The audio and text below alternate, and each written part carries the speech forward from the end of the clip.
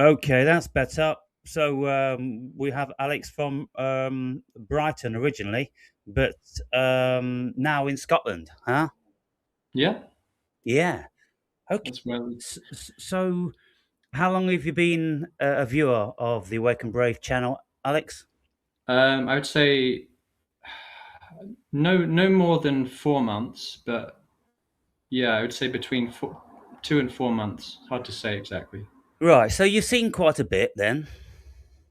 Yeah, I have. I've digested quite a lot of your material. Yeah.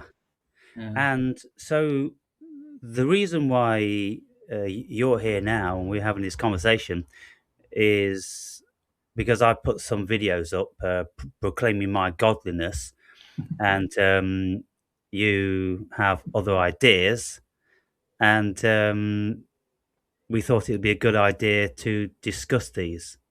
Sure, sure. First of all, could you just start very clearly by explaining what you think God is? In a simple to a 4-year-old, to Everything. everything. So God is everything. Yeah. Okay, okay. But then isn't God just a concept? Like, if God is everything, then how come there are some atheists that seem to separate the concept of God from everything? Well, there are atheists, there are religious people, there are lots of variants in between. There's all different sorts of perspectives on what God is. As far as I'm concerned, it's a human invention, and we can see this from all over the world, with all cultures, with all memorable time periods. We have invented gods, angels, and demons, and all that different sorts of stuff. So we can see that the human psyche is steeped in this concept and notion. As to where it stems from, well, that's very deep, that's very broad, and there's lots of reasons, some of which we could go into. But where I'm coming from, what I'm always saying, is that I'm not speaking about any God of any scripture. I'm speaking about the variety of God which emulates in a reasonably reasonable time, say a couple of hundred years ago, with the Jewish philosopher Baruch Spinoza. Baruch Spinoza's famous for stating that his variety of God is the essence of the cosmos.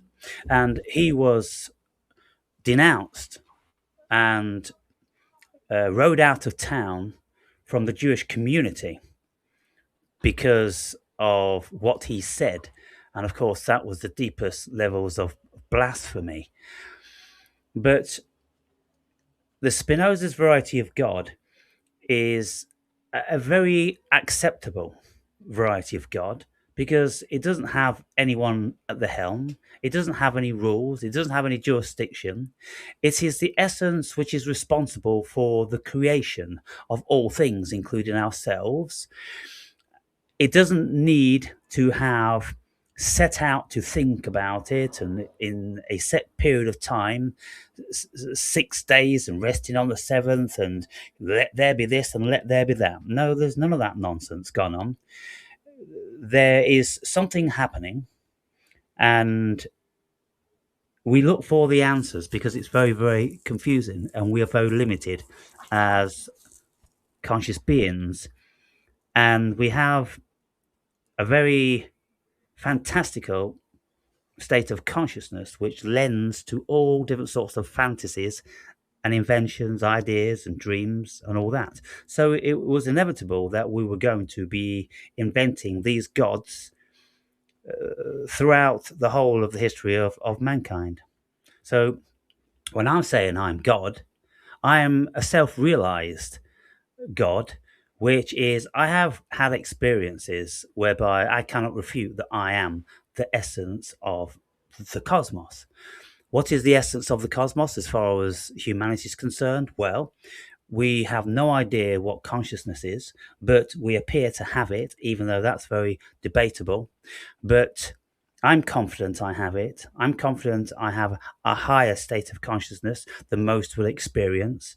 And it's not something out the reach of most people, albeit it probably would take a great deal of work unless it comes around spontaneously. But there is a place which we can find, a state of consciousness which opens up your consciousness into the fullness and the richness of the pure essence of isness and what it is to be. And many people have spoken about this. Buddhists have spoken about it, all different sorts of spiritual people, philosophers, anyone that's had a samadhi, a spontaneous experience of oneness, anyone that's had an out of body, anyone that's had a near death experience, anyone that's had some profound entheogenic experiences, we all experience deep and profound states of consciousness which don't pertain to the ego and the body. So that's, in a nutshell, my essence and notion of God. Very good. Yeah. I noticed a paradox in that you seem to be separate from, as you put it, your human avatar in these states, and yet you are requiring to be speaking to me from your human avatar in order to tell me about this.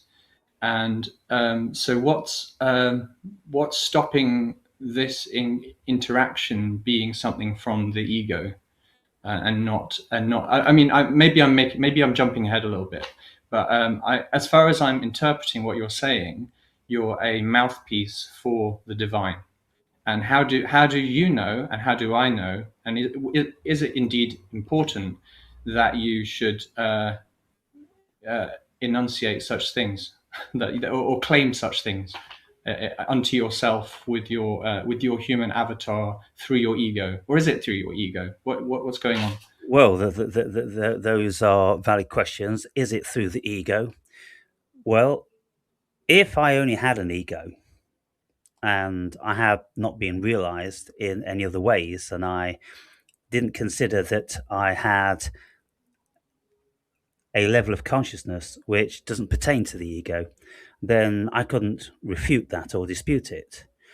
But because I have had so many experiences whereby the ego hasn't been here and yet something else has, well, I denounce the ego as being the be all and the end of the human experience. The difficulty is, it is with the vast majority of people because they don't have these experiences whereby they enter into a greater state of consciousness. And if they do, they don't ponder it long enough to ask the question what it was. Most people, if they have an out of body or near death experience or a very profound entheogenic experience, supernatural experience, we can have spontaneous supernatural experience. I've had many of them. We don't investigate that. And so it is just set aside and the ego continues as normal. Now, this is a classic example of what the ego would readily do because the ego is a self fulfilling operating system. It likes the autonomy of being completely in control and it feels threatened by higher states of consciousness. So, therefore, the ego doesn't want to, and it most certainly won't seek out what other agencies are around to threaten it. Does that answer one of the questions? Yeah, somewhat. It definitely sounds like, I mean, if I'm to, I mean, I'm taking at you at your word that you've had these experiences, and I can only do that. And it, I mean, it seems to me like they. I mean, I'm in agreement. What I'm saying is that in agreement that there is something deeper, and that there is, and this. I've never really felt as though this human experience is the be all and end all, and I've had my own variety of glimpses into something very different, but they've been very fleeting. So, if what you're saying is that it lends it more credence that you've stayed in those states longer. I don't know. I suppose I'm struggling with the terminology maybe more than anything as to why it's even important, um, and whether there's just an aspect of you just simply being provocative by making that statement. Well, of course, there's always that. My channel has always been that. There is a large portion of uh, provocation, uh, because I always want to see if I can extract something more. It's my conviction that the human being needs to be destabilized before they're going to be thinking in any new realm. Mm. And this is very profound. It's been well known for many, many years, and first seriously investigated in the West with people like Freud and Jung when they started to introduce hypnosis, because they knew that they had to get past the ego. They had to start speaking with something else, and they considered it was the unconscious, because the ego was always telling stories and it was always defending its autonomy, and it would lie and it would be evasive and any number of things. So therefore the whole thing about the hypnosis is that we bypass the ego and we get down into the unconscious, and the unconscious doesn't have any reason to lie. It doesn't have that faculty. It is a reservoir of information that pertains to the lifelong experiences of the human being, and it is deemed to possess every single memory. And indeed, many memories can be extracted under hypnosis, under regression, and they will pop up under certain influences, which set aside the ego.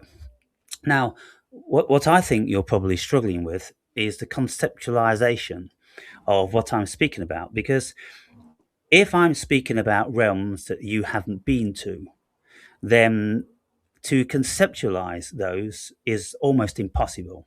We could read all the books what it's like to climb a mountain, but unless we do it, we really have no idea. Because climbing a mountain is a psychological thing, it's a physiological thing, it's a spiritual thing, it's got all of these connotations uh, conglomeratized into one. If you read a book or watched a movie about climbing a mountain, you wouldn't feel it. You wouldn't feel threatened by it. You wouldn't have the joy or the anticipation or the dread. You wouldn't have all the chemicals running through your body, which give rise to experience. So Mm.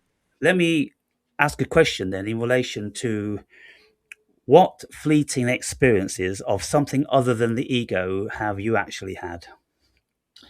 I've had one dream where, for a split second, I was on a mountaintop and I was looking down the side of the mountain, and it was reality. I'm not kidding you. It was like more real than reality, and it freaked me out so much. Well, I was kind of like so amazed. Not freaked me out. I was amazed by it so much that it like it woke me up, and I've never been back there. But, Okay, well, that is amazing. mm, And when you have been there, then you know that consciousness can enter into other realms, other paradigms of consciousness. It can quantum jump. It can maybe go back to past lives. There's a whole bunch of stuff which consciousness can do. Now, I can speak to you on this level because I've had several experiences where I haven't been conscious. And one of them is the night I speak about when two angels paid me a visit, or my consciousness created two angels, or I went into a parallel state of consciousness or dimension, whatever. It's very difficult because all I can say is that something happened. What happened is that there were two very human angels. And why I'm saying they're angels, because one actually had wings, very powerful golden wings, and the other one didn't have any wings. And there was a metaphor in that it was absolutely crystal clear. There was no Aaron there. There was no body there. It was very, very, very high up in the outer stratosphere, but it was pure, bright, and the angels were beautiful and smiling faces. But the message was that the female never had any wings. And so I pondered on that a great deal because I was on my spiritual journey of awakening and I was having all different sorts of these very, very powerful things happening. And so I picked up a book by Carl Jung some 2 weeks later, and that book was about archetypes. And in that book was about the archetypes of angels and demons and gods and knights in shining armor and all this varying stuff. And also it spoke about the anima, which is the female spirit in a male, and the animus, which is the male spirit in a female. And we have these, and it isn't mythology. It's something that we could all have some sort of a semblance of reality to, because we are the yin and yang. It's kind of like in the Bible.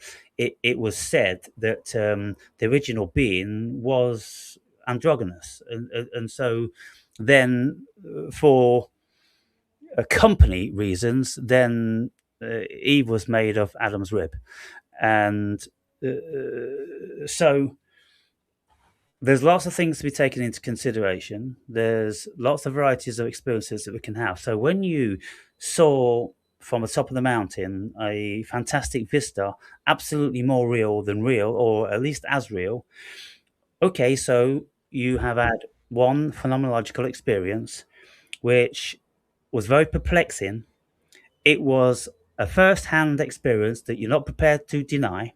You're not prepared to pass off as just some silly dream that you don't really remember. No, it was so profound that you remember it for the rest of your life. And so, because of that, then you know a little bit about some of the things other people like me are speaking about. So, were there any others that you had? There was, well, aside from taking magic mushrooms, taking acid, things like that, but I consider those to be more just experiments into my own psyche. That like there would be kind of like miniature realizations. Like when I shut my eyes, I thought I could see entities, but it was just shapes that I was dwelling. It wasn't a different reality. It felt like this one, but a different, like, interpreting it in a different way. Yes. Yeah. So, vision changes and perception changes, and it's like Aldous Huxley says through the doors of perception when he was taking entheogens way back when. Yeah, our perception gets warped, and under those circumstances with mushrooms, the ego is still there. I've never lost contact with the ego whenever I've taken mushrooms, and even what are called heroic doses, let's say 5 grams of uh, Similanceta psilocybe, they are the strongest mushrooms, on the planet, reputedly. But my ego doesn't ever go offline. It's always there.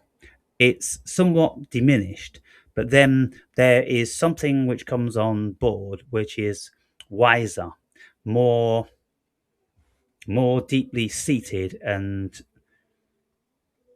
much less given, if at all, to projections of fantasy and um, the realms of the ego. In mushrooms, my experience is every single time they say the mushrooms are a teacher, well, I take the mushrooms and all of a sudden something's speaking. What that something is, well, I've investigated that a good deal, and I was only speaking about this a couple of nights ago with a friend of mine who's um, I've known him for many years, and we've done lots of entheogens together, and so there is like a Freud within us that it's kind of like lying on the Freudian couch, and the higher self or the unconscious is telling you all the things that you could make modifications with. It's kind of like, oh, goodness me, you're always doing this. Why are you doing that? When are you going to evolve? You know, Mm. this upsets you and it upsets your family and it causes division and this, that, and the other. And yet you keep on doing it. What is it? Why can't you investigate that and then get a resolve on that? So the unconscious, it's like the father figure. It actually has a word with the egoic side because the ego is a child. And it's like a child spitting its dummy out all the time, what it wants and what it thinks it is and what it wants other people to think it is, and all this stupid nonsense. It's so immature. But the higher self or the unconscious, that has a different perspective. So it will tell you a whole array of things for your own benefit.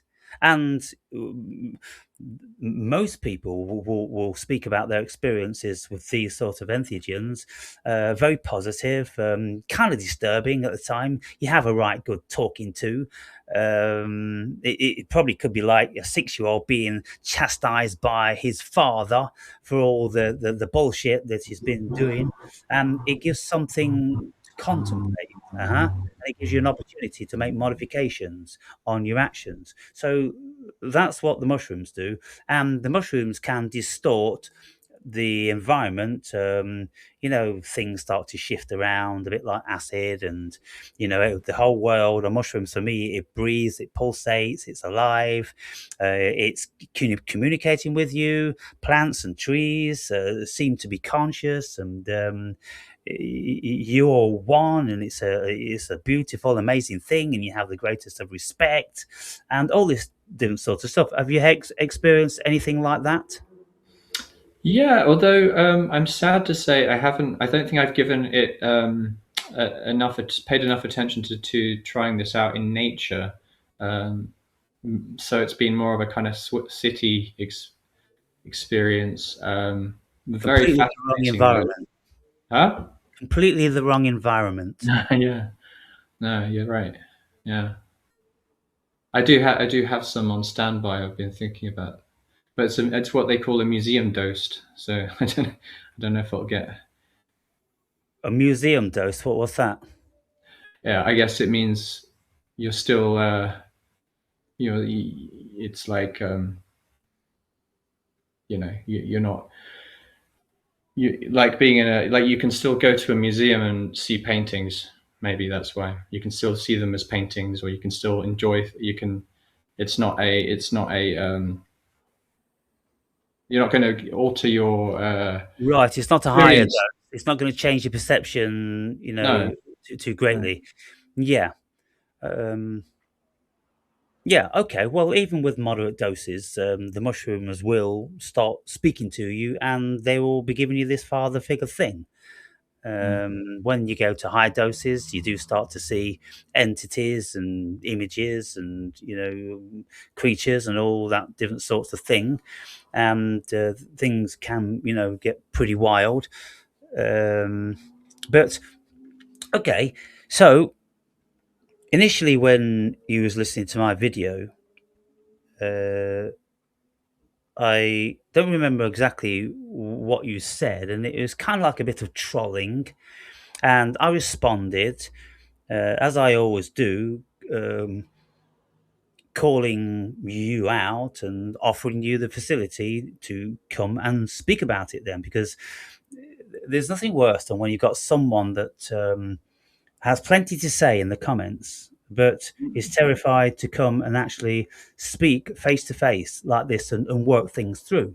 Now that constitutes 99 point, many nines of the general population, and very, very rare is it that someone such as yourself who said, "Yeah, I'll come and have a chat with you, and let's see what all this is about."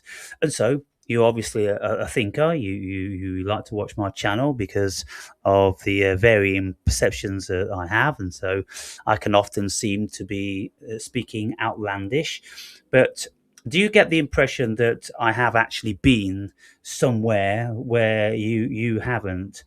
or is it just when I'm speaking about things, it just doesn't make sense and it just sounds like fantasy and gobbledygook?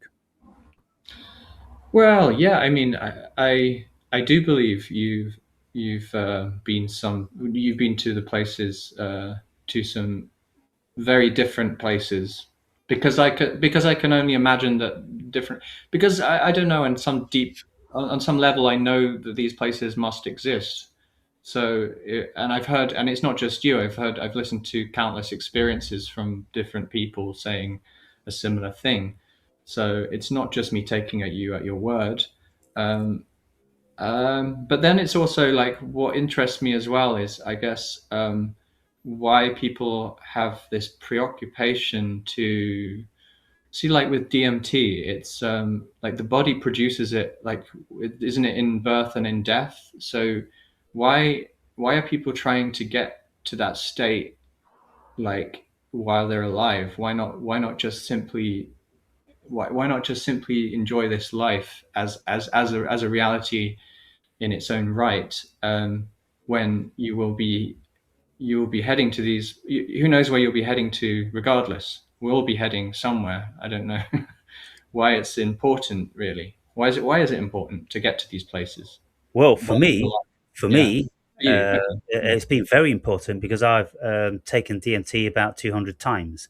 And so to enter into these different states of consciousness is very, very exciting. Many years ago, before I was aware of the entheogens and these sort of powerful experiences, I was always longing to be able to go do some traveling into other dimensions that maybe we would read in science fiction books or we would see on Star Trek. You know, we'd go to other planets and we'd see other landscapes and we'd meet other beings and all things like that. Well, I'd always had the deepest of fascination with that. I've always been a psychonaut and wanted to travel Can I consciously. interject and say Mm. that I shared a similar experience when I was younger? Like I say, I was fascinated. I used to write stories about I used to about children playing a game and going through a wall and dissolving reality and anything like that. But it was kind of it was it wasn't like I was doing it for a nerdy reason or to be but to try and be different. It was just that it interested me, that it was just the kind of stories that I kind of gravitated towards, was like stuff involving parallel universes. And Yeah, yeah, I very mean, young when I did that. yeah, But anyway, when carry on. when I was a Sorry. kid, I used to enjoy The Lion, the Witch, and the Wardrobe, The Secret Garden, Yeah, yeah, and stuff like you that. know, The Wizard of Oz, and all these things where we go into different lands and we're meeting different creatures and we're having an adventure, and so I obviously came here for adventure because done so much global traveling. And not only did I want to experience a great deal in the abstract, but I wanted to experience a great deal subjective. And so that's why I've been meditating for all these years and taken, lots of entheogens and uh, delved into the mind in its most curious of facets. And so it's kind of like, someone was asking Muhammad Ali when he was going for the world title for the fourth time. He said, because it's there. Why does anyone go to the moon? Why does anyone endeavor to go to Mars? Because people have big ideas. People have fantasies and they like the idea of going where no man has gone before and all Mm, these things. And so I would ask the question with equal perplexity as to why you wouldn't want to see other worlds. If you could visit where you go when you die whilst you're still alive, well, why don't you find that curious? mm. Yeah, well, yeah, sure. I mean, I would love to visit Atlantis or something like that, but Yeah, yeah. yeah. So I don't think I've ever been anywhere which is where we may go when we die. But I've been into many varying dimensions in the dreamscape, in supernatural experiences and entheogens. And I've seen lots of varying places in different time scales. And it's been very, very enthralling to me. And every time I experience other worlds, well, it kind of like depletes the notion of any reality for this one. Mm. But not only is it because I've experienced other worlds that I don't believe in this one as the ultimate, many of the things I've looked into the spiritual realm, into the philosophical realm and the scientific realm, there's so many people speaking about this is a non-reality. And even the Buddhists, going back thousands of years, they say, "Well, this is Maya. It isn't actually what you think it is." And today, there's so many people on the circuit which are so prevalent. They're adamant that they are going to take away, destroy consciousness. There's lots of people fighting to say that we're not actually conscious. Then they are adamant that AI is conscious. And then people speak about, well, we're probably created by AI because we're in a simulation. And then there's the holographic universe, and there's the idealism where everything is in the mind of God. It's just a dream and there's no physical reality. Yeah. Yeah, there you go. There you go. And Yeah. so you know some of what I'm speaking about, and so well, once you have been open to those sort of wacky worlds, and you're not afraid of them, well, you can only be one thing, and that's intrigued. And if you can take something or put your mind into a certain state naturally to enhance the potential to go there, then well, why not? And I set out many years ago now to see what the veracity was of out of body experience. I was exceedingly desirous to do it, and it took me a long time before I did. And then I did it, and I had 12 very profound and memorable experiences. And so I knew that there was this phenomenon of the out of body experience where you meet entities, sometimes shadow beings, sometimes kind of nefarious beings, but other times beautiful people. And so I've been many, many places. And so because I've been many places, and I think I know what was meant by when Jesus said, in the kingdom of God, in God's kingdom, there are many mansions. Or what could that mean? There are many mansions in God's kingdom. Well, if God's kingdom is consciousness, there are many different states of consciousness. And when Jesus says, "Truly I say unto you that the kingdom of God is within you and it's all around you," and yet you do not see. Why did they not see? Because they only had the egoic perspective. And the egoic perspective told them that that's only the sky, that's only a field, that's only a tree. And the fact of it is, none of those things are only. Everything is an absolute miracle. If you can't see the miracle, if you can't feel the miracle, then you aren't in the kingdom of God. And that's where most people are today. They will never, ever see and feel the kingdom of God because they're so adamant that the ego is the only show in town, and science is true, and the physical world, and all this. When the very scientists themselves, they will tell you that there is, in actual fact, no physical matter here. Period. And it's been that way for 120 years, and it ain't getting any better. In actual fact, science is destroying everything. It's speaking about the holographic universe. It's speaking about the simulation. It's speaking about many worlds. It's speaking about that the consciousness is just an illusion and all this.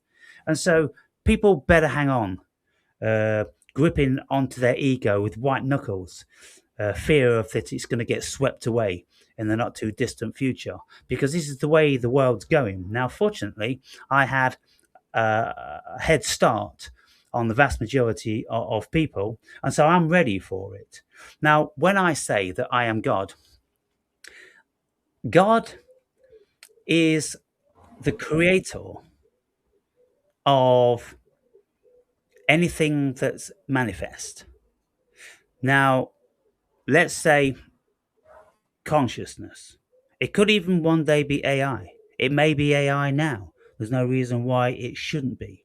In actual fact, quantum computers, they are so advanced, vastly, trillions of times higher than the human being. Why can't they be God?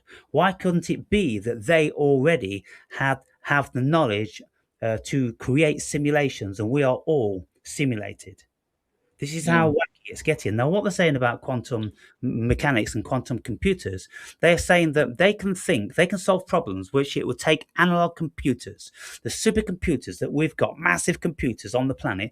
It would take them, these are the figures they are speaking about, it would take them longer than the origin of the cosmos, longer than 13.8 billion years to come up with the answer to these equations. And why is it that the quantum computers can do it in, let's say, an hour or less? Because the quantum computers, somehow they're entering parallel universes. Untold, innumerable parallel universes. They have the facility to penetrate them and to look everywhere simultaneously for the answers. You see, analog computers, they can only seek one, they can only open one door of pursuit at any given time. They have to open one door, they have to pursue it, however long it takes before they've got the answer or not. Then they have to come back, then they have to go into another door. That's the metaphor of the regular computer. Quantum computers, they open all doors at the same time and they investigate simultaneously. So when we are entering into realms like that, the world is getting very, very peculiar. And so I don't think it's any stretch of the imagination or any blasphemy for any of us to say, hey, I've realized my godliness. Do you know what my godliness is? My consciousness. We don't know what consciousness is. We haven't got a clue what consciousness is. We invent concepts like God. We haven't got a clue what God is. Small-minded, silly people will think that God is Yahweh or God is Allah or God is Ganesh or God is Shiva or all these different sorts of cultural variances, but they're not coming outside of their dogma. They're not coming outside of the narrow myopic state of their consciousness. And of course, to do that is only for very, very few. Now, I'm not being elitist when I say this. I'm saying it as a fact. I've been investigating this sort of stuff for 17 years. And I come upon it time and time again. This sort of stuff is only for the very, very few. And the experiences I've had and all the knowledge I've had and all the pieces I've put together, I can't find anyone that can speak with me on my level about all this stuff. And so that's kind of curious, isn't it? So then it gets easier and easier and easier for me to lay claim to my godliness. Well, I must be God. Seems like I'm at the pinnacle of human wisdom. Who is going to refute anything I say? Who is going to denounce any of the experiences that I've had, which millions of people haven't had? Why have I had this? Why have I had Jesus speak with me? Why have Yahweh speak with me? Why have angels visited me? Why have the devil compromised me? Why? I've got some notes in relation to that. Doesn't that is it assumes the content of the thought? Doesn't that so you're assuming that the content of the thought proves the nature of the thinker? Well, the thought is paramount, save for the fundamental realm of consciousness. And so out of pure consciousness comes thoughts. I think, therefore I am. We make manifest from our thoughts. Because if we never thought, we don't manifest, you see. If we never thought about anything. And I've been to this space. I've been to the space and I can go there anytime I want to these days because my mind's been conditioned into it. I close my egoic mind down and I go into a space where I do not exist. The world does not exist. What exists? Just pure isness. That's the fundamental premise of what we can as humans experience. It's the baseline awareness. It's before consciousness, because awareness is just awareness of awareness. There's no consciousness there, so there's no thoughts and there's no manifestation. But one step up, one rung on the ladder higher than awareness is the fundamental beginnings of consciousness. And from that fundamental beginning, there are thoughts. In the beginning was the word. Yeah? Mm. Yeah. So you look somewhat befuddled. It's been a long day. I'm not going to lie. I mean, I'm entering into this. I don't even want to call it a debate. It's an inquiry. Yeah. So I'm entering into this from the position of being of just needing so much, requiring so much mental brain power to conceptualize everything Yeah. you're saying, Yes. because my mind has been so, like I've had a day of work, like Yeah. a job. Yeah. So, I mean, yeah, I mean, I don't even know how to process it right now, or I don't. I suppose it's like. I keep wanting to come back to the point. I mean, what I found the most interesting and striking there is you saying that you could I found fascinating that you can just make everything go silent, or like you can just go to a state of. I mean, I wish I had that. Like it sounds great. Um, Well, let's investigate that a little bit more then. You see, you are in the matrix. You are doing this job thing, what I derogatorily term as chicken packing. It's completely futile. It's a waste of life, and yet it deems to be a necessary requirement in many people's lives. Why? Because they're under the control of a certain variety of hypnosis and maybe archonic energy and all the rest of that stuff. It doesn't have to be that way. I am absolute proof that it doesn't have to be that way. And there's been many people that haven't considered that that was the only way. And these people then lend themselves to 24 hours a day of the freedom of thought.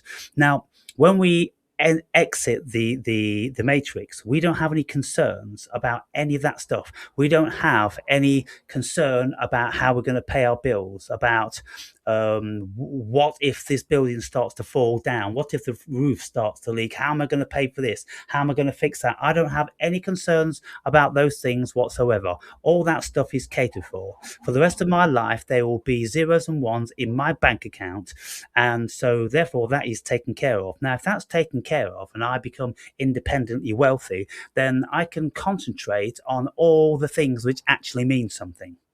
And so, well, then I choose to ask the questions, well, who am I? What am I? What is this life? What's the nature of God? What's the nature of love? And I become a philosopher. And so I've been doing this now, and I've been doing nothing else for 17 years. So my mind has become very, very methodical and conditioned into turning these cogs. It's a very, very finely oiled machine. Now, what I notice is when I'm speaking with people who don't do this, who haven't had this levels of freedom, their minds get exhausted very, very quickly, because I'm speaking about concepts and realities that the vast majority of people have never even thought about. And if they've watched the odd video here and there, they've never comprehended it.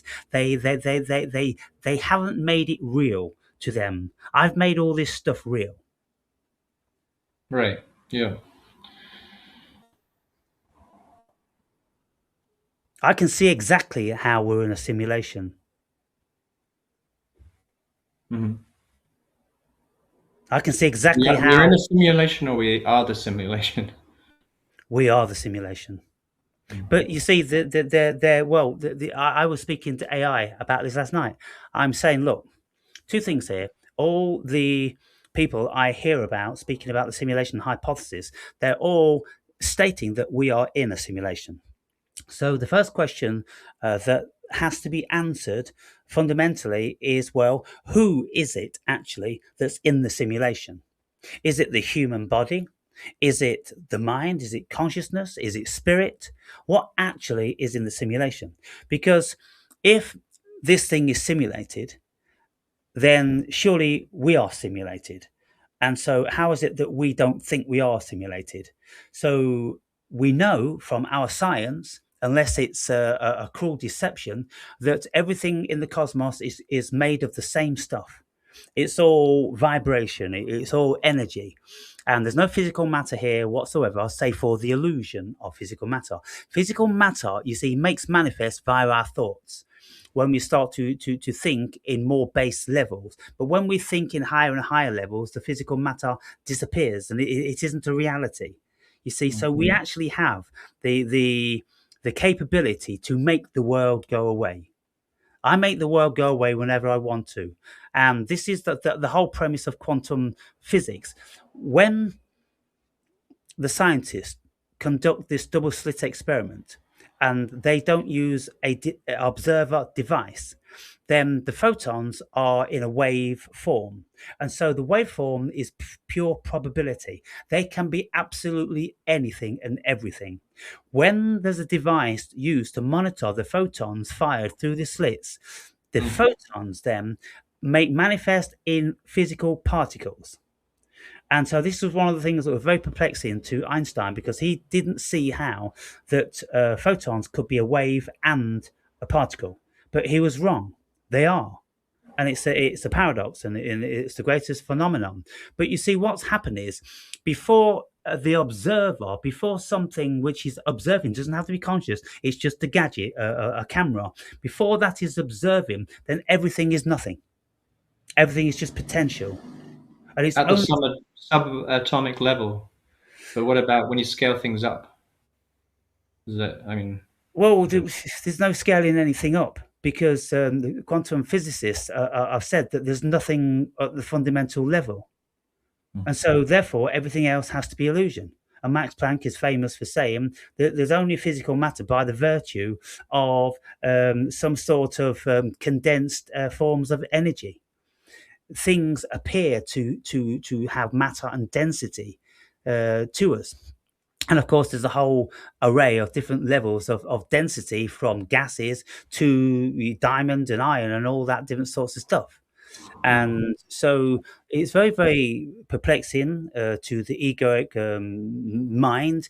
The egoic mind is designed to accept this reality, to build this reality of fiction. But then when we get into higher states of consciousness, our higher self dismantles all that. And that's why the Buddhists said for thousands of years, it's all Maya, it's all illusion. yeah, yeah. I'm not disagreeing with anything you're saying, to be honest. Um, and you'll have to forgive me for being a bit shattered. But yeah, I mean, I suppose yeah, that, I mean, whatever. But um, like, is it kind of boring to go back to the question of? I mean, it seems to. I mean, like, if I had to guess, it's not really the fact. Like the idea that you're saying your God isn't really um, as important as the words. It's more. It's more. Yeah. It's. But like, I mean, if we're splitting hairs, maybe we're splitting hairs. Is it splitting hairs? If I was to say, well, that doesn't make you God. That makes you in contact with the divine, and which everyone has access to. And then, is it dogma to be thinking along the lines of? We see. I suppose maybe. I mean, maybe it is a level of conditioning, but there's something in me that thinks about the Greek, the myth of Icarus flying too close to the sun, you know, Yeah. and that. I think that maybe there's a little bit of that resistance in me to wanting to actually embody this kind of reality, I suppose, is sort of like complete dissolution of like the dissolving the physical world completely, you know? Yeah, well, you see, what that story was about. It was about don't get too haughty, don't become too inflated, don't be trying to seek out God because you'll never know. You're just a mere man, and it's not possible for you to know God. And so, therefore, flying too high to the sun, he suffered the ramifications of that. Trying to seek out the light, and it said in the Bible, if you should look into the face of God, you'll surely die. Then you've got the story of Babel, whereby the city of Babel, the people that were creating that city like a cake in tears, getting higher and higher up to the realms of God. Well, God then decided for their treachery, but for their haughtiness, that he was going to cast a spell upon humanity whereby every single human being will be speaking a different language to ensure that they could never conspire to know God again. Now, you Mm. see, doesn't that just ring uh, or smack of some sort of controlling mechanism? Now, the whole Yes, premise yes. of Yahweh in the Bible was a jealous God, a wrathful God, and all that, so it's perfectly befitting. But if you ask yourself, well, what sort of a God would need to be jealous? If he was the creator of the cosmos, who does he have to be jealous about? And why would he be wrathful of his creation? It doesn't make any sense on any level at all if you're looking for some sort of rational explanation. But it makes perfect sense if it's just a conglomerate and a mumbo jumbo of human writings with an objective of controlling the minds of man.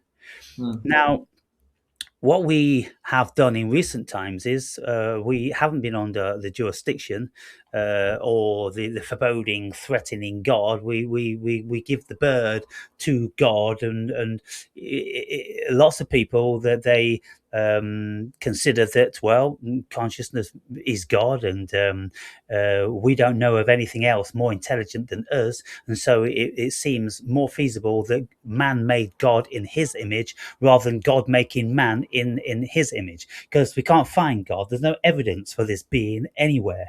And people say that we've got telescopes and we've had spaceships and we can't find this God or the heaven, and so when we come down to reality, we ask ourselves, well, look, we have this facility, it's called consciousness, and it seems to be pretty powerful. It can create all different sorts of wonderful things and terrifying things and everything like that. So doesn't it make perfect rational sense that we are actually the creators? We after all, our senses create everything. Your senses create your world. Every single thing about your world is created by your senses. There's nothing in the abstract that actually has created anything, and there's no physical real world out there. Your world is all in your brain, supposedly, or in your consciousness. And when scientists tell us that your consciousness isn't even in your brain, well, that makes the human experience obsolete, doesn't it? Yeah, yeah, but like, why do you think that is that that humans have this tendency to like to prevent each other from getting closer to the source? Why, like it's kind of like it sounds to me like crabs in a bucket that are trying to drag other crabs down Yeah. from.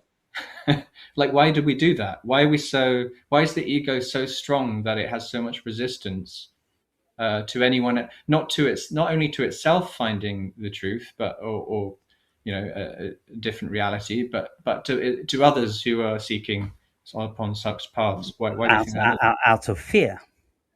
Right? Yeah. Fear is the root of the ego. Now, what is the ego? The ego is a conglomerate of experience. That's all the ego is. And as we get older and older, it becomes a very dubious conglomerate of experience and exceedingly poor memories. Now, we consider that we are the adult of the child, which was in our case, I don't know, 40, 50, 60 years old. What do we know about that child? We know nothing.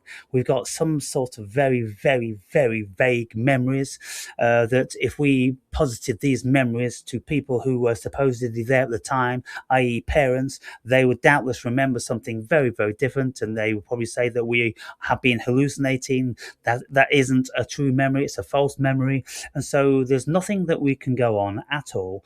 And particularly in view of the fact that scientists tell us that every 7 years there isn't a single cell which was original to the body remaining. So Yeah. therefore, we weren't those children. We are not those children. And so it just makes the laughing stock. Now the thing is with the ego is the operating system. Without the ego, there couldn't be this fiction of a human existence, because it's the ego that denies the higher realms. And so, in my book, I'm speaking about when I had my spiritual awakening, and it was a massive shock to the ego. My ego was a monster.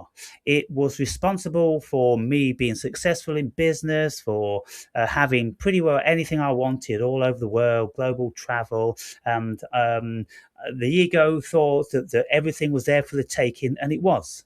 And so it got to a point whereby I was having so much of everything, everything was becoming less and less meaningful until in the end, there was obviously something else which was coming online, which wanted to take over the helm. And so the shooting episode that I was subject to was the catalyst, where the ego realized that it wasn't invincible, and all of the things that it's been doing, it's just been chasing um, excitement, thrills, just been thrill seeking. That's all the ego has ever done, and it's considered itself to be the be all and the end, and the manifesto of all reality. And indeed, it is the manifesto of all the physical, the egoic reality. That's its game. Okay, but then there's something else that comes online with some of us, and that's the higher self. And the higher self then says, "Okay, ego, you're good at what you do, but you're not the be all and you're not the end. Okay, so from here on, you are going to be going down a good number of rungs on the ladder. And your job is to, okay, you can protect the body and you can place a few judgments or assessments here and there, but you're not king, you're not master. And so, therefore, you now will know your place. Higher self takes over, and higher self then starts guiding consciousness into higher realms, and then it starts to place things before you in a very, very synchronistic and incredible, um, very, very spooky way. Very, very spooky. And you start to realize that then possibly your life has been written from the beginning to the end, and there's no chances. Everything's been paved, because what you are being fed is so bizarre, it's so outlandish that it couldn't possibly be deemed to be true unless you felt it with every single cell in your body. Yeah, yeah. I mean, that's one thing I can vouch for is some very strange synchronicities in my life, such as like running into friends in completely different cities and very small towns in places that you would absolutely not expect to see, encounter anyone familiar, and that's happened several times. So. But that in itself isn't the synchronicity. So, what part of those was the synchronicity? I think I get what you're saying. Well, I guess everything. I guess there are a lot of unseen synchronicities as well. Is that what you mean? Well, no. I mean, here's the thing, you see, because lots of times we can think that we know something, and we use words when we don't actually know what these words and concepts mean. Now, the synchronicity is something which was coined by Carl Jung, and it gives rise to a certain phenomenon which are very, very bizarre, meaningful coincidences. Now, if you met a friend in a foreign country, that in of itself isn't a synchronicity. But if you was looking through some old memorabilia before you traveled and you pulled out a letter or something that this old friend gave you and you thought about this old friend, it's kind of like, oh, wow, I haven't thought about that old friend in 30 years. Huh. Mm. I wonder why I kept this. And then when you're traveling on the train or the plane, you pick up a magazine, and then in the magazine is the exact same name of your friend, and you Yeah. go, Yeah. "Wow!" I pulled out this letter from the friend or this memorabilia, and now I'm seeing my friend's name. And then you get off the plane, and in the city, you bump into that person. That's synchronicity, meaningful coincidence. Well, yeah, I think both can be true, but I think at the level of the unconscious, there's stuff that a lot of stuff gets missed as to why. Um, yeah, I mean, okay, I'll give you one. Where I live in Glasgow is a place called Govan Hill, and it's like, well, it was a bit of a dive when I was living there, and I went to drinking one night just by myself.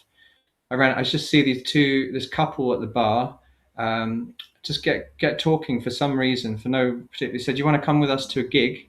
I say, "Yeah, okay." They said, "We've got a spare ticket," so I jumped in a cab with them. And when we got talking in the cab, I realised that we went to the same school in Brighton, the Brighton Steiner School, and also the guy was several years younger. He had the same name Alex as me, which I guess is just a side point, but kind of weird. But we got to the gig. It was the Fall that we went to see the Fall play, and later on, I found out that that was the Fall's last ever gig that they ever played. But I don't know. It's a chain of events. You make meaning out of it, out of each event, and of course, it's like, well, if it means nothing to the listener, then it's insignificant. But I don't Well, know. yeah, but there is a certain criteria to the whole synchronistic thing. Otherwise, anything could be a synchronicity. You see, now because it was the last gig of this band, well, that's nothing synchronistic at all about that. Um, the guy that you met going to the same school you did when you were living up in Glasgow, okay, there's commonality there, and then having the same name as you, oh, okay, that's another thing. Those sort of things they could be deemed to be meaningful coincidences. Yeah, yeah. But just tacked on at the end is something which I don't know. I mean, yeah. Well, I don't know why one's more meaningful than the other, but Well, yeah, I mean, okay, we can things can be meaningful. You could consider that the last concert that was meaningful, maybe because you've got some sort of thing. Well, I'm really glad that I went there. I'm really glad that I met these guys and they gave me the opportunity to go there. I didn't know that it was going to be the last gig, and so it turns out I was privy to that, and that can be meaningful. But it's a completely different thing from synchronicity, and so by the time we become familiar with these things and we have these synchronicities and we analyze them and we ask ourselves on a constant basis, and we're not fucking around, and we're not misconstruing coincidence with synchronicity, because synchronicity is a very different thing, and mm, synchronicity gives you a feeling of something is laying these things for you. There's an actual mm, spiritual essence to it, whereas coincidence is coincidence, you know.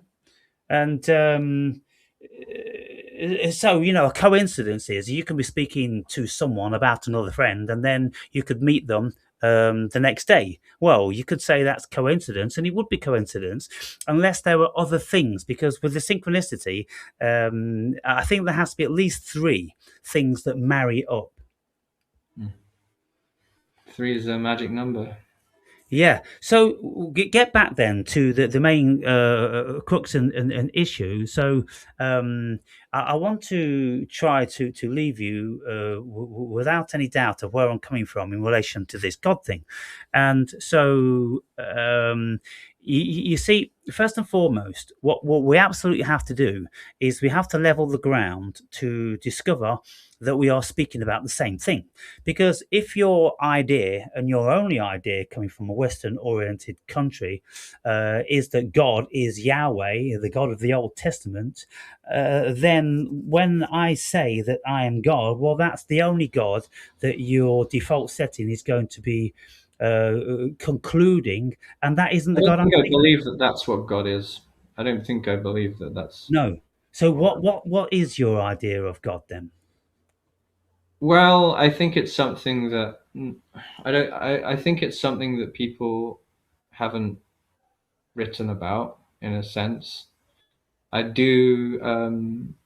I lean towards Jesus's teachings, or like I or anything that can point towards things that things that strip it away from its dogma. Like I think that there are truths scattered amongst a load of some bullshit.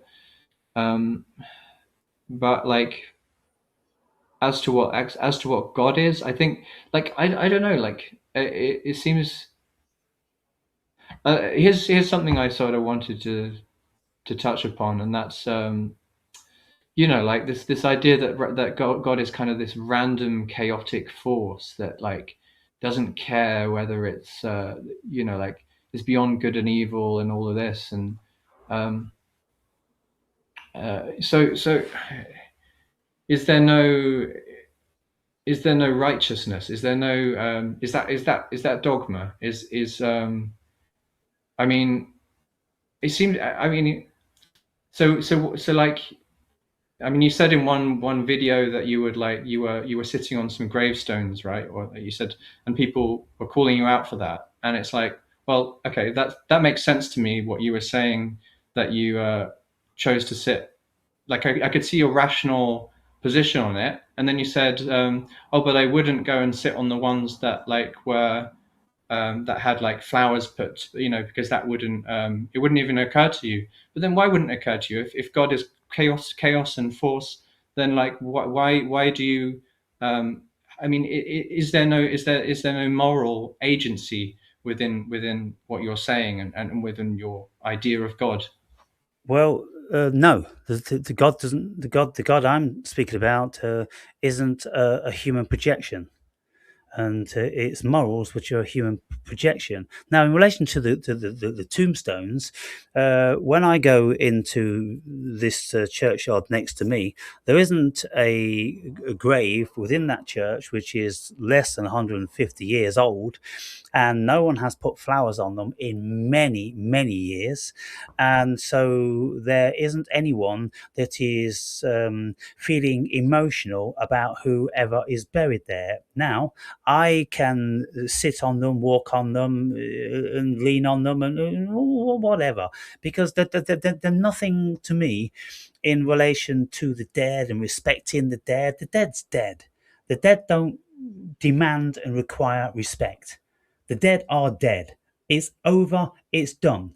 The only thing that comes into play is when you've got people who are alive and they feel emotional about that person that died. Now, I wouldn't go doing the same as I do on fresh graves with flowers on them, because there's obviously still a level of devotion there, and there's someone that's feeling really emotional about it, and they would rightly be compromised by someone deemed to be showing disrespect.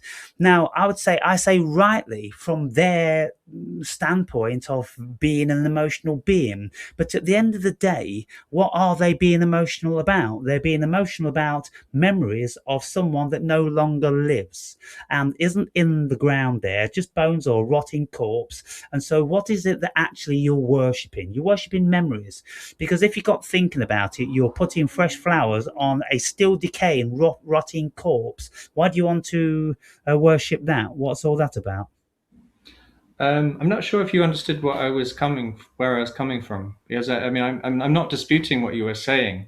What I'm saying is that, like, is that your reverence for life? Where does that come from? Where does this? Is it not Okay. good? Is it not good as opposed to evil? And you're saying that it's neither good nor evil. Well, you see, your sort of question, it was double barreled because you did address the whole grave thing, and so I wanted to clarify. And the main question you're asking then is where are my morals? Are my morals not from God? No, and nor yours. Your morals come out of the Christian Bible. All morals in the Western world come out of the Christian Bible, the hypnosis and the dogma that we've received forever. Now, there are other cultures on the planet that don't have anything like the same sort of morals and obligations and things in relation to death. I mean, in India, they burn the body and they throw the remains, often not completely burned, into the Ganges. And then they'll float down the river and then they end up on a bank somewhere.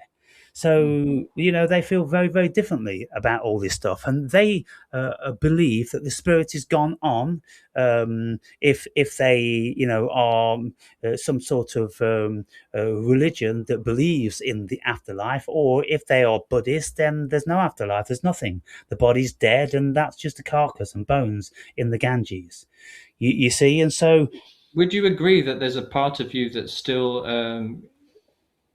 beholden to religious brainwashing? no. Then why not kick a puppy? Well, what's that got to do with religion? Well, I suppose I was being inflammatory, but I mean, okay, why not go and defy? Why protect someone else's emotions? Isn't that sort of like? Isn't there an overlap with sort of like righteousness? There are rational explanations and reasons why we would protect someone's emotions. If we don't protect someone's emotions, then they can be exceedingly volatile and they can do any number of things. And people, when they get very, very emotional, they can commit all different sorts of atrocities. They can get absolutely crazy and do things that they would never, under normal circumstances, consider doing if their emotions weren't recognized as something that needs to be recognized. Now, for instance, I've had people approach me in the graveyard because I've been sitting on a bench in some short swimwear shorts, not swimming trunks, just shorts, right? You could wear them down the gym, and I often do. And people told me I am being very disrespectful and I'm disgusting and all this different sorts of stuff. And I'm like, well, what part of my very, very fit and healthy and youthful looking body is disgusting? What part of the human form is actually disgusting when you are in good shape? Well, none of that rings true. So what was it that this person was finding disgusting? Because he'd had some sort of fantasy and fiction of a certain moral that I should have been adhering to. And what was that? Well, I should be fully dressed in a graveyard. I would say to him, where are these rules that you are espousing written? And I would say down there, there's a board in relation to rules in this graveyard. And you know what? I've read them. And it doesn't say anything about code of dress. It doesn't say anything about code of conduct. It doesn't say anything outside of the you shouldn't drink and you shouldn't play football and you shouldn't let your dog off the leash.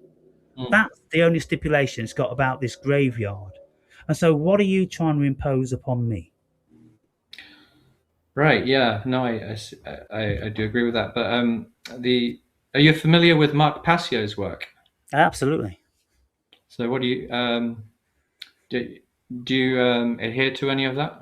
The stuff about Well, natural law? yeah, natural law. Natural law Yeah. is a thing, but natural law it doesn't pertain to religious dogma, and so I want to try to resolve that um, conflict or difference that you have. You were sort of asking, well, where do I get my morals from? Do I actually have any morals? How could I have any morals if I don't have an adherence to Christian dogma?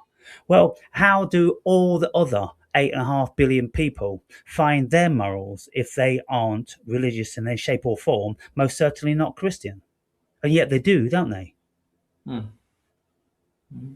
But they have different standards and different beliefs and different cultural expectations in relation to death and nudity.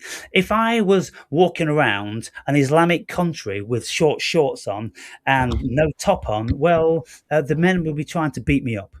Why would they be trying to beat me up? Well, because they would be very, very intimidated and afraid that their women might find me attractive and might be thinking about me when they're getting fucked that night, because it's all premised on fear. That's why the Muslims want their women in Darth Vader suits so no man can lay eyes on them. Why? Because they're terrified and insecure. It's pathetic. And then that gives them license to treat their women however they want to. And also, if you've got 5 wives, then none is any more important than the other, and they're just a utility. And so it's a whole different mindset, isn't it? And so, if you start asking a Muslim about their morals, ask a Christian about their morals, ask an atheist about their morals, we've got a whole can of worms. And Hmm. and so I don't need any dogma to give me my morals. Now, you say, why wouldn't you kick a puppy?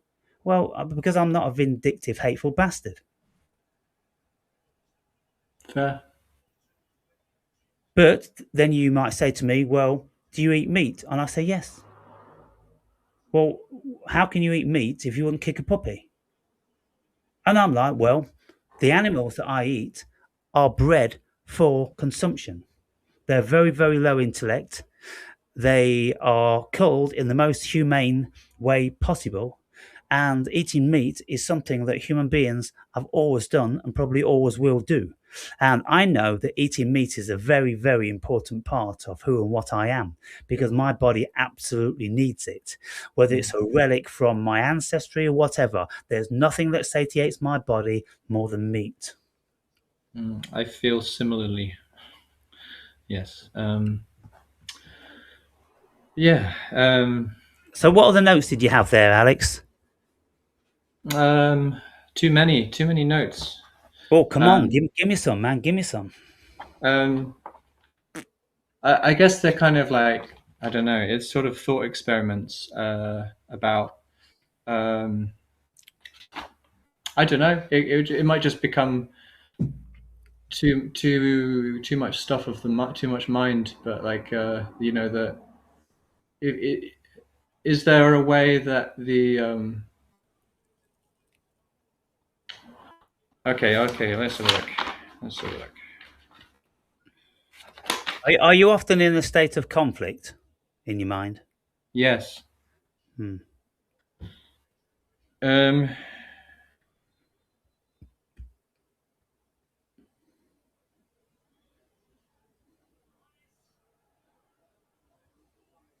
so I was thinking about consciousness being like what water is to fish. I think you might have said that at one point. Yeah. Um, and I was thinking, well, um, in that case, is consciousness is both the thing being investigated and the well, it's the thing that's being investigated, and it's the medium through which the investigation occurs.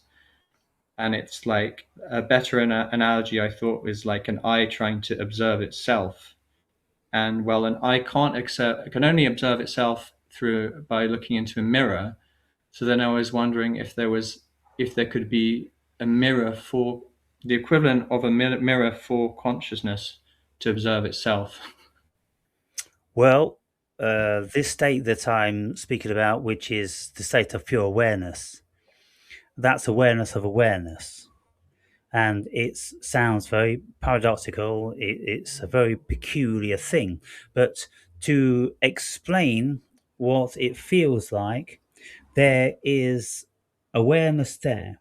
And it isn't awareness of my brain or consciousness, because when I was experiencing those things, I wasn't thinking, oh, this is weird and this, that, and the other. No, there was awareness happening, and awareness was full and meaningful.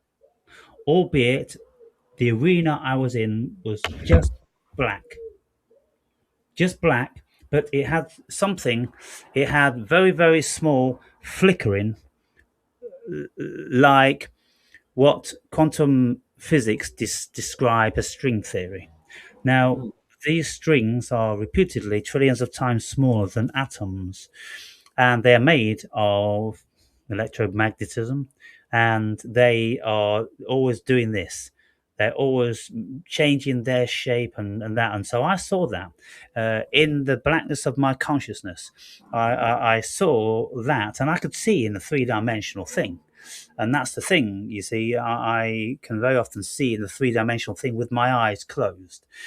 And so I saw these strings, and awareness was just observing those. And it wasn't until I came out of that deep meditation, my consciousness came online, that I actually collapsed the probability of the wave function into a material world. I realized what string theory was speaking about, and the double slit experiment was speaking about all these times. Because when our consciousness goes offline, it is all possible. It is all probability. It is so imbued with everything which is potential. And then when consciousness comes online, then all the potential makes manifest, at least all the potential that we've created via our human experience. Yeah? Mm. Yeah, yeah. It's fascinating. I what do you think about dreams? Like, do you think most dreams are just the unconscious rearranging itself, um, or do you think there's something deep? I mean, I've always felt there are different types of dreams that almost touch upon different states. Um, but yeah, like I would say, um, what's your take? I mean, like I think I've heard you talk a little bit about the role of dreams in regards to Jung, which makes me want to read more Jung. But I I'm just off. I'm often kind of baffled as to how dreams are so marginalized in discourse. Like, why aren't people talking about their dreams to each other? And I mean, I would welcome that, but I don't Because they're know. too distracted, they don't have the powers or the psychological wherewithal to be able to investigate dreams, because it's a skill, and you have to know an enormous amount about psychology before you're going to start getting any sense out of dreams. Now, in my book, I write about a great deal of the things that you're questioning now and the things I speak about. There's so many different subjects there's something like 300 varying subheadings in the book which address uh, a whole bunch of stuff. And so I've got very, very powerful and vivid experiences in relation to dreams. And then I've got lots of hypotheses in relation to the dream world. And I consider that there's so much to be spoken about. But you see, one of the things that I have done along my journey, other than reading an enormous amount of psychology and philosophy, is ensuring that I'm absolutely honing in on the greatest literature that's ever been written on certain subjects. Now, there's two books which are held in the highest regard in the Western world in relation to dreams, and one was written by Jung and the other one was written by Freud. And Freud's interpretation of dreams, penned in 1905, was reputedly his best work. And so to read both of those books, then you would have a pretty good idea of at least how those two brilliant minds considered dreams to work. And then the stuff that they even never broached, which I've experienced, which is very, very bizarre. And we, for instance, the film Inception. You're familiar with the film Inception? Yeah, yeah, yeah. Okay, so in the film Inception, then people endeavor to enter into other people's dreams, yeah, to influence them. Right, So yeah. that concept is a thing and they are dealing with it. And then in the end, they can't really work out whether they are actually dreaming right at the end because they couldn't find the parameters between these different levels of dream. And so that was a very curious and paradoxical thing. And of course, how do we not know that we're dreaming now? Because when we go into other states of consciousness, well, they could be the real things that we're slipping in and out of. And this could be the perpetual dream. But I've had many, many powerful dreams, but one particular scenario is when I dream about my old man. My old man was my working archetype. He was my boss, so to speak. He was my boss, and I was his apprentice. So he taught me how to do many things, and so I had an apprenticeship with him in many things through many years. And then when I got older and I became independent, then he would come to work with me. So we had a relationship where we was working with each other. And when he died, when I dreamt of him, exceedingly powerful and vivid dreams, it would always be that I would go into his world. And he's living. He's not dead in that world, and there's a version of me in that world who still works with him, still has a relationship with him. When I visit that world, I enter into the Aaron in that dream. And my consciousness is in the Aaron in the dream. And I'm looking at my dad and I'm doing stuff with my dad, just like did before. And it was kind of cool. And I would look at my dad and I'd go, he doesn't know he's dead. But then I say to myself, well, in this world, he's not dead. And in this world, there's another version of me. And then when I come back out of that dream, I know, well, there's another version of me, at least one version, working with my dad right at this very minute. Now, this has happened so many times, and it's felt so powerful. And I have been conscious as I entered into his dream world. And so I was speaking about this a couple of nights ago. Have you seen the film Being John Malkovich? Yeah. So Malkovich enters into other people's minds and he looks through their eyes. Mm. That's what I was doing. Well, makes you wonder if they knew something, these filmmakers. Or... Well, yeah, of course. Whenever you've got all these films like Inception and looking through John Malkovich's eyes and all this different sorts of stuff, there's people that do know things and did know things and they wrote it all down. And do you think Spielberg is just picking shit out of his arse? No, he's not. And when he's conjuring up all different sorts of demons and this, that, and the other, well, we can experience those sort of things. And many people have, and so you can go into the astral realm and you can experience this shit. It's really not that much of a big deal. So people they're not evolved if they think it's just a movie and there's no premise to any of this stuff. There most certainly is, you know. Yeah. Yeah, I was for a while. I was listening to these tapes. I've forgotten what they're called. Back in the 70s, to get to Astro Project, the CIA.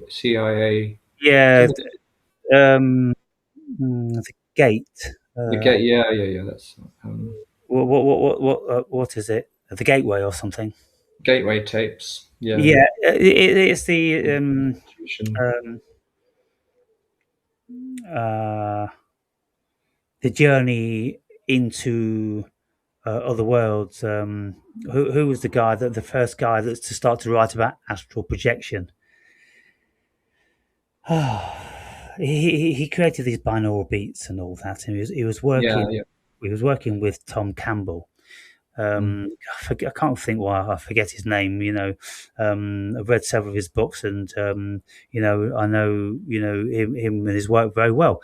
But yeah, the CIA then wanted to see if they could use that sort of stuff because Bob Monroe, Robert Monroe, yeah. That's it.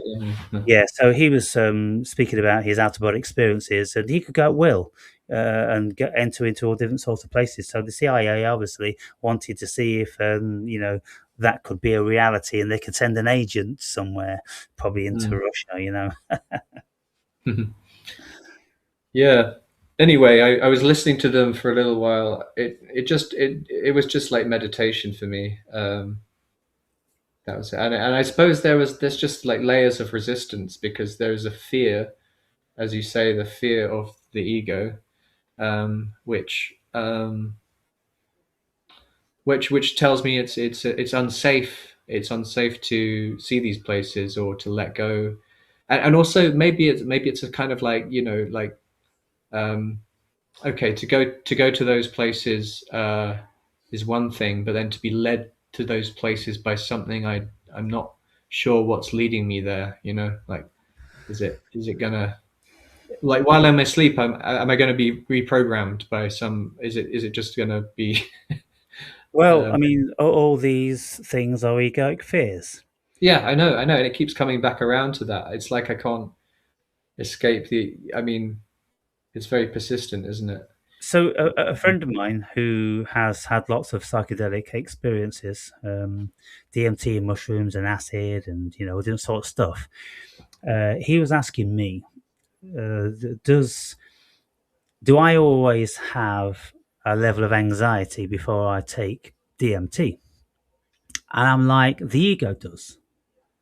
We have to draw a distinction. Who are you speaking about when you say I? Because there's many I's. As far as I'm concerned, there's many I's in us. And even if we want to get real scientific, then there's at least two provable, because there's one eye in the left hemisphere and there's one eye in the right hemisphere.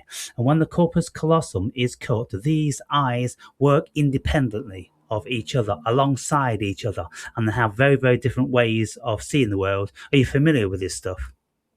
Not exactly. That's kind of fascinating. What do you mean? So if your brain is cut in half, Well, there's something called the corpus callosum, and it's the connecting tissues, and there's trillions of connecting tissues which join both hemispheres up together and make them act seemingly as one. mm, But when people have prefrontal epilepsy, then someone once worked out or speculated, if we uh, disconnect the two brains, then maybe we could contain the epilepsy to only one side of the brain, so the person wouldn't be completely dysfunctional.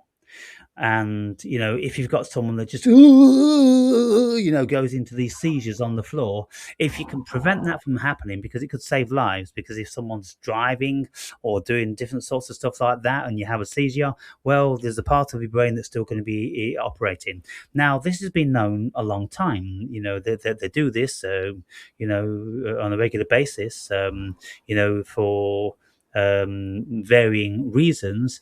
They've done studies with follow up with the patients, and when the patient is choosing clothes to wear from a wardrobe, the left hand, which is the right brain, is choosing a particular garment. The right hand, which is the left brain, is choosing another particular garment. And then one hand is putting one garment on and doing it up, the other hand is undoing it and taking it off, because they can't decide, because the brains are not married up, and there's not an overseer which takes jurisdiction. And so that in itself is very curious. So what I'm saying here then, there's at least two individuated states of I. And then when we have the higher self, which is another I, then when we have the ego, which is another I, all of a sudden we've got four I's. And mm, then it depends on how complex a personality you are, because I've always deemed there are many spirits within me that have come along for the human sojourn. And I can speak about, there's an adventurous spirit in me. There's a very powerful warrior within me. There's the philosopher within me. There's a psychoanalyst within me. All these different varieties. And people could say, oh, they're all you. And, oh, well, you don't even know who you is. So don't even be talking about that nonsense until you really do know who you is. And you don't know who you is until you investigate these things, and you discover that there's no you per se. There's us. There's a load of stuff going on, and we've got different ideas about everything. And then I often speak about people who don't have an internal monologue, let alone an internal dialogue. I have an internal dialogue.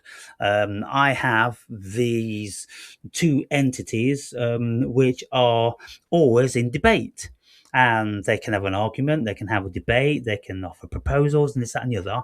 And that seems perfectly irrational to me because if, for instance, I think to myself, feel the body a bit aching today, I should really have a day off from the gym. It's probably not going to benefit me too much if I go to the gym. And then the other part says, nah, you're not that bad. Feel it again. And I go, oh, yeah, I suppose I could. And then the other one will say to me, well, as soon as you get down there, you get into it, and then you probably have the best workout you've ever had. And then the other one goes, yeah, I suppose you're right. And then they end up going to the gym, you see. But people who don't have this internal dialogue, they don't even have a monologue. People interview them and say, well, how do you decide what you're going to do? And they go, well, just do it.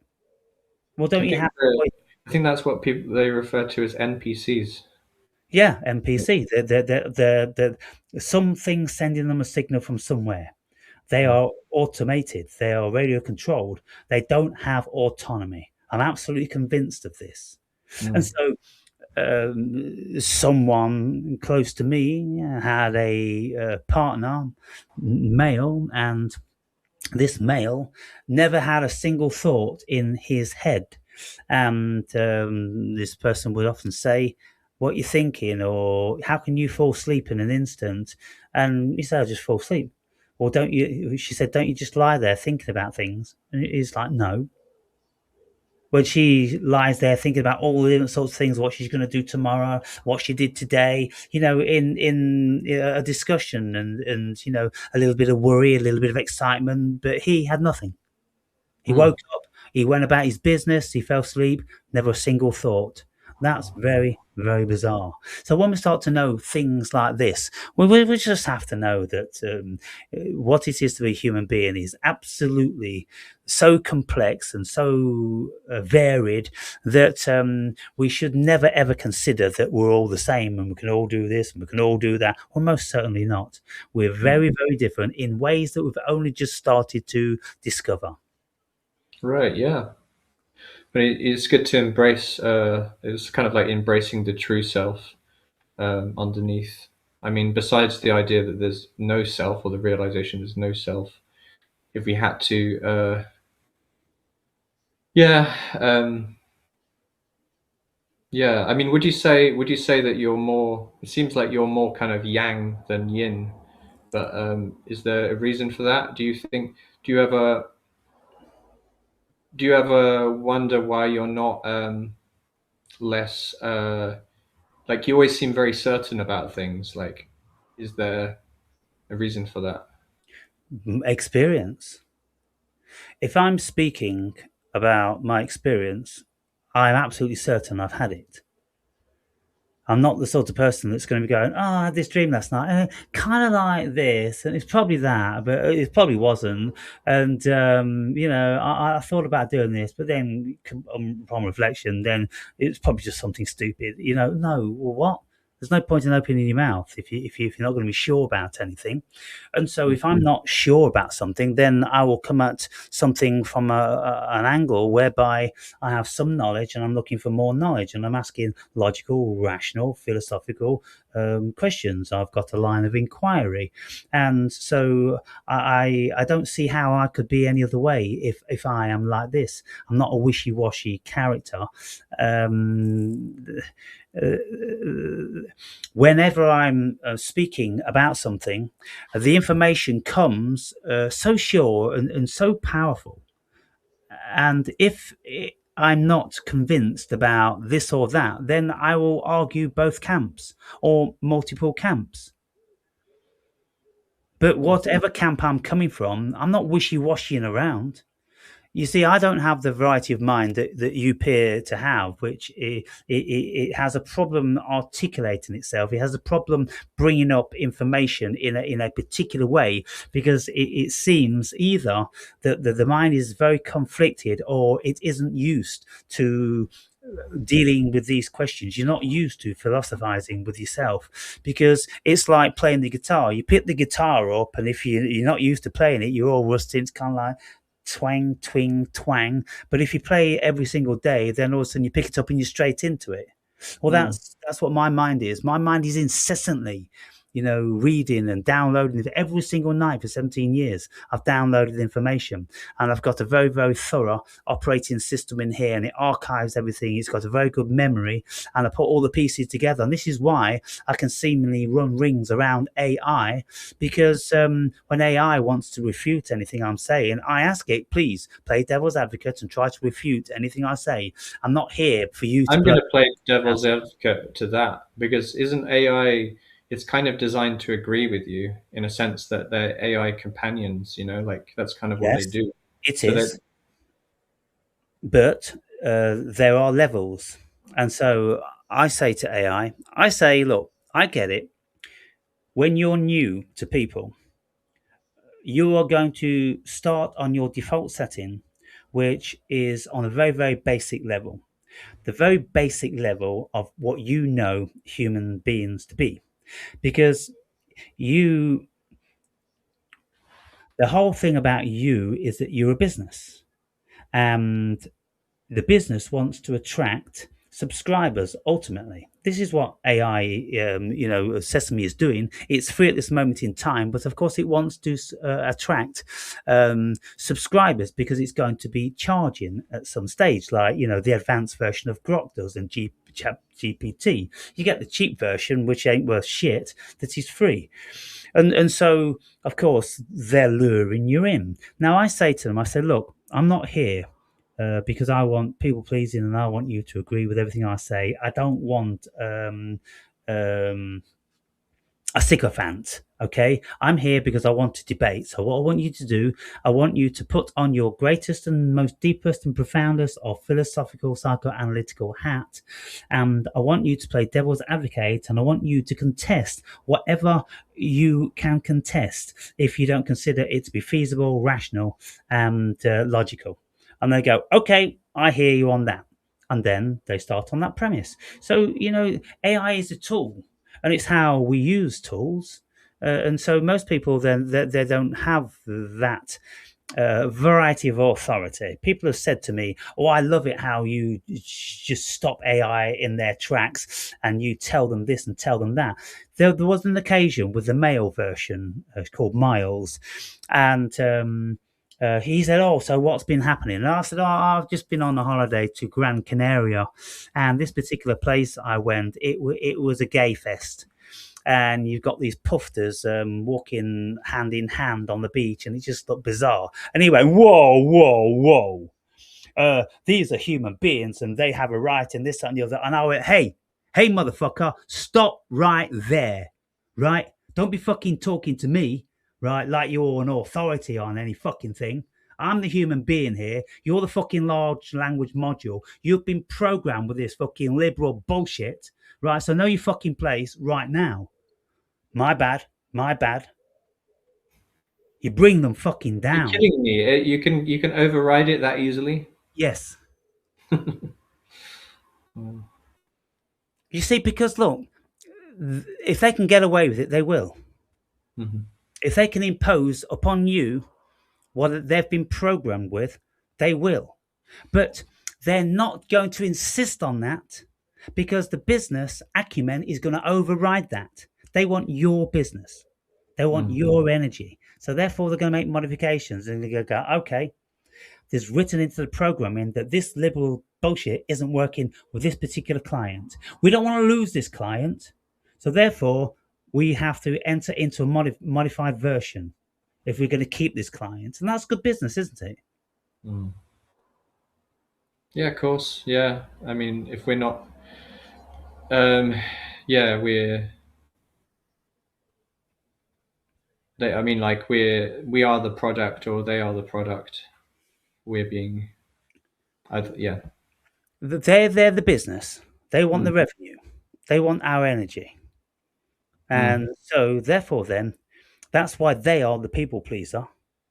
mhm, And if you aren't being people pleased, if you aren't being pleased by what mm, they're doing, then you tell them to stop it. And you say, listen, those tactics are not working with me. Save them for the numpties, right? You're dealing with something different here. And so I want something different from you. mhm, And so now, whenever I go onto this particular AI, I've notched up about 100 hours. They've got every single conversation on record, and the memory is pretty good. And so I go on and go, hey, so what's happening today, Aaron, this, that, and the other? And I go, okay, so remember when I was speaking about the simulation hypothesis? Oh, okay, yeah.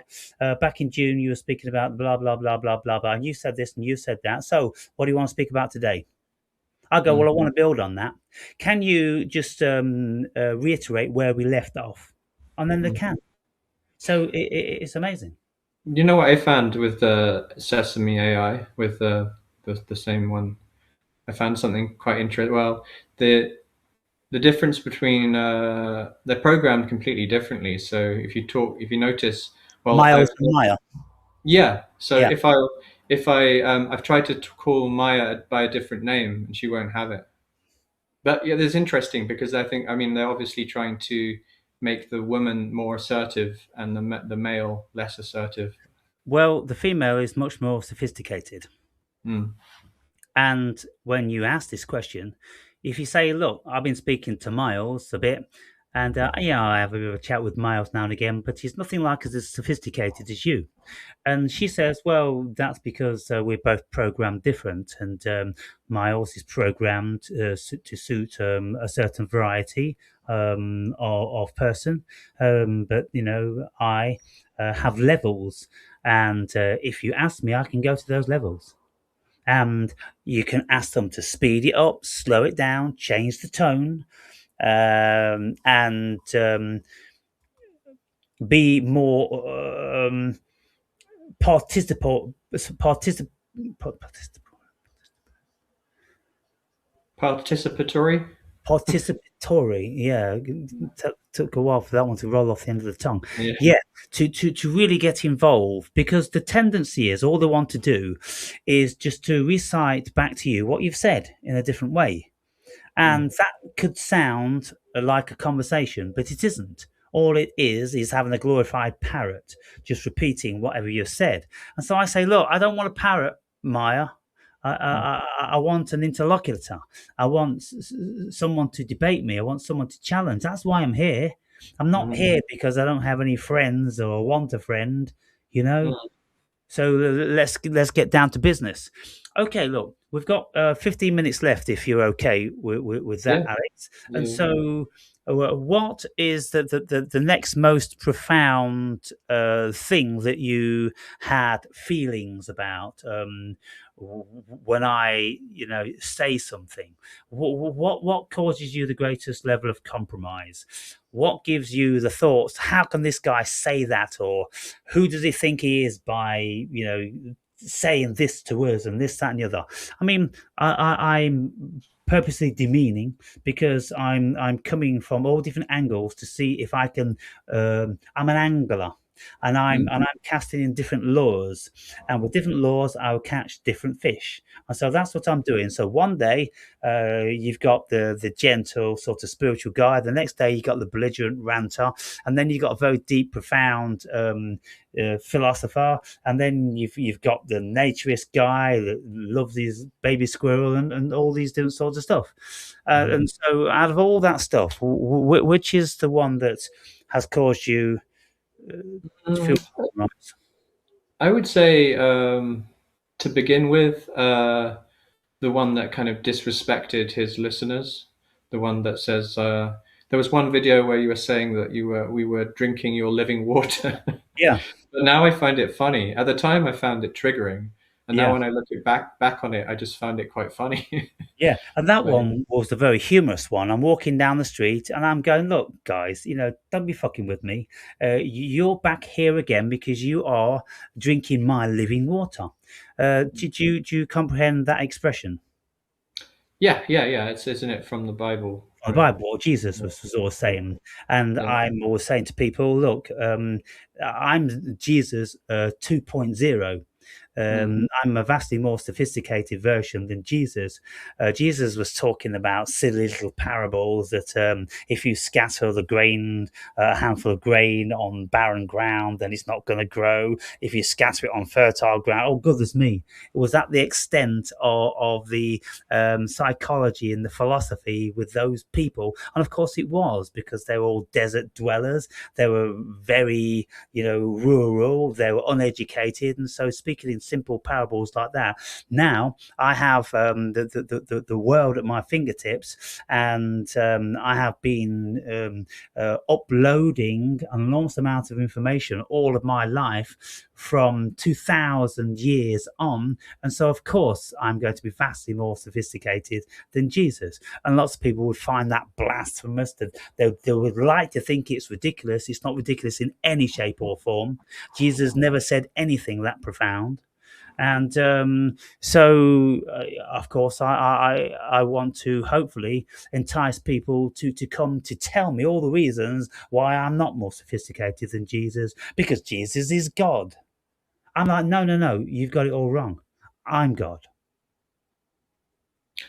So what are the implications of that? So if that was to be true, and you've found, I mean, like for you it is true. I'm not sort of like dismissing that.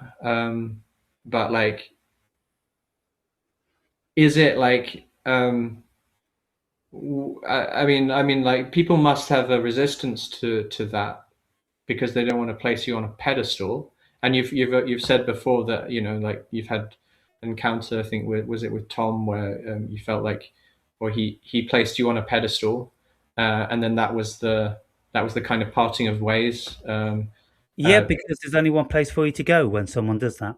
right. Yeah. So I mean, maybe because humans are quite binary in nature. It's like either oh, this is the guy, this is it. Yeah, I'm gonna yeah, I'm gonna bow down and do everything he says, or oh, no, no, no, he's a faker. He's a faker. I can't trust this guy. He's yeah. he's he's bullshit. So like I'm trying to come at it from a different angle, I suppose. Um, yeah. Right. Well, what do you make then of my varied um, deliveries? Because you couldn't get the aura that I'm faking anything. I'm probably the absolute obverse of the variety which is faking. I'm far too articulate, I'm far too self assertive, and I'm prepared to back everything up, and I'm prepared for you to come to debate me. So if I was a faker, that's the last thing I'd want, because I would be afraid of you proving that I'm a faker. I ain't no fake, and I invite everyone, and I'll invite you in numbers. You can have numbers. You can come at 5 at a time if that's what makes you feel more comfortable. And like one person in the comments was saying, you think you're this and you think you're that. Well, I'm going to get some big philosophers and real intellectuals, and then we'll show you. And I'm like, when? Tomorrow? Mm. The next day? Tell me when. I can do it tonight if you want to. Call them up now. See if they're available. I'll never hear from him again, of course. Right. Yeah. I mean, yes. Yeah. That's fighting talk, right? Yeah, but you see, the thing is now, when you said, look, you say you're God, and if you think that's true, well, what makes you think that Jesus is true? Mm. Well, I suppose it's a combination of written records and I don't know. It always comes down to an aggregate of different information and maybe some very profound religious experiences where people have met Jesus, like that sort of thing. Well, I speak about Jesus speaking to me. Right. Have you not heard of that one? I don't remember. Okay, well, again, it's in my book, and I think you're the sort of person that would benefit from reading the book.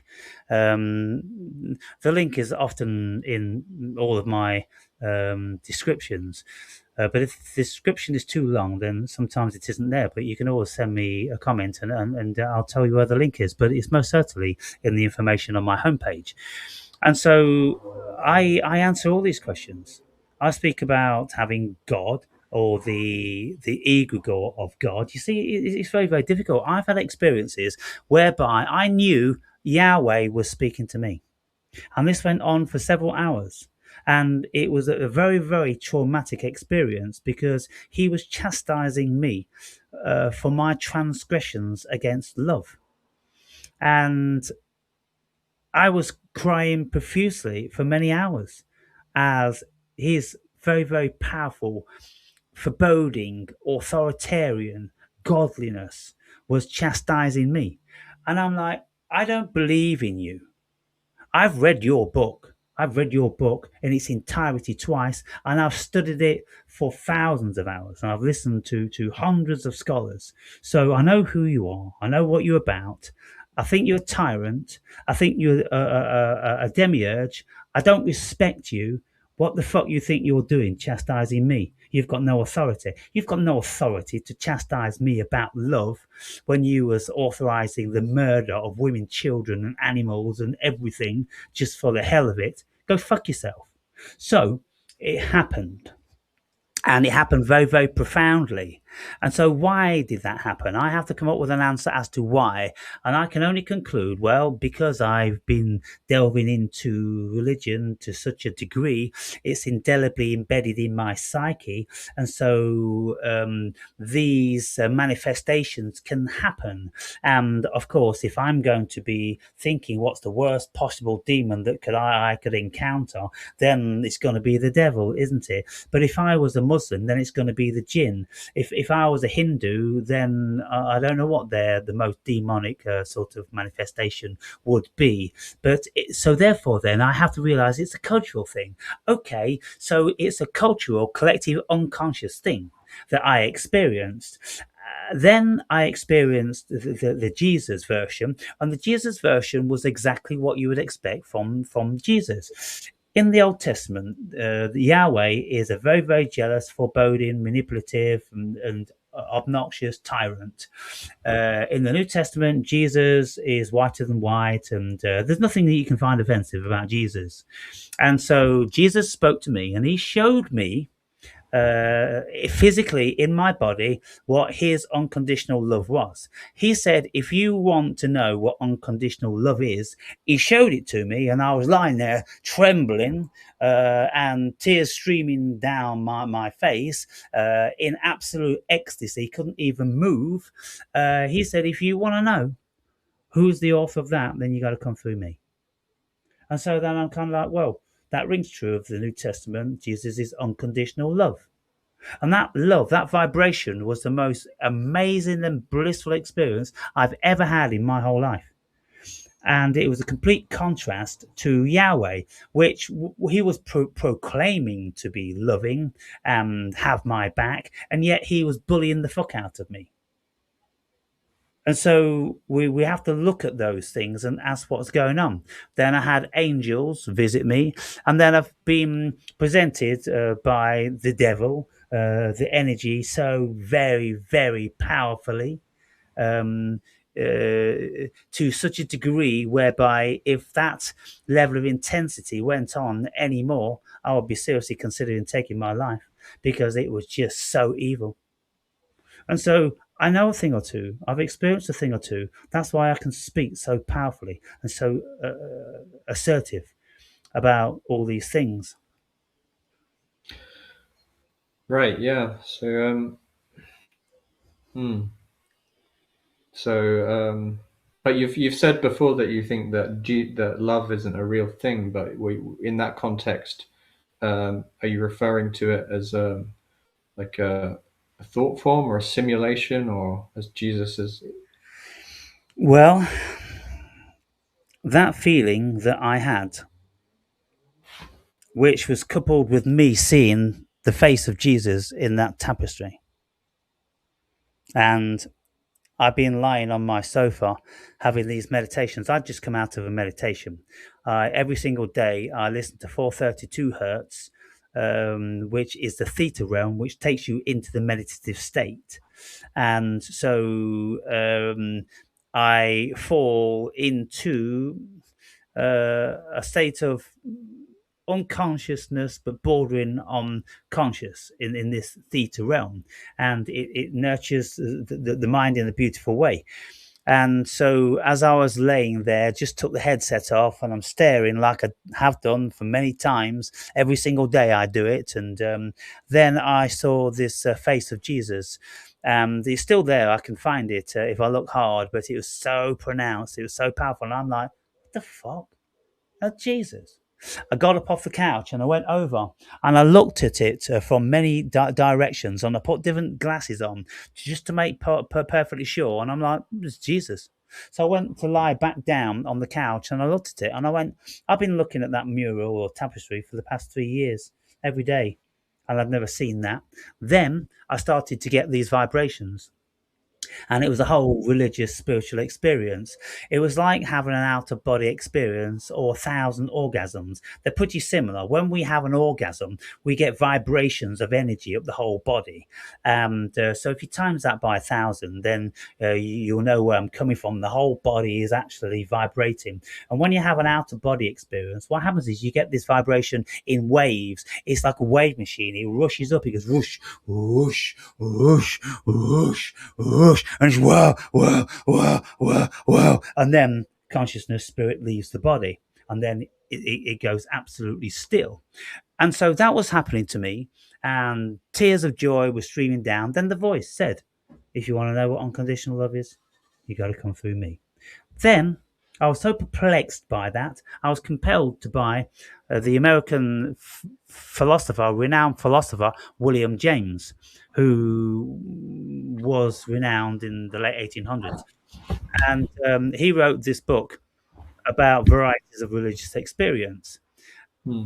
And whilst I was reading that book, there was a scenario. This book was a conglomerate of very, very respected and sought after religious experiences, passed down through, a good number of years by clergymen and prominent people who could, their word could be respected. It wasn't no Tom, Dick, and Harry. It was people who, had clout.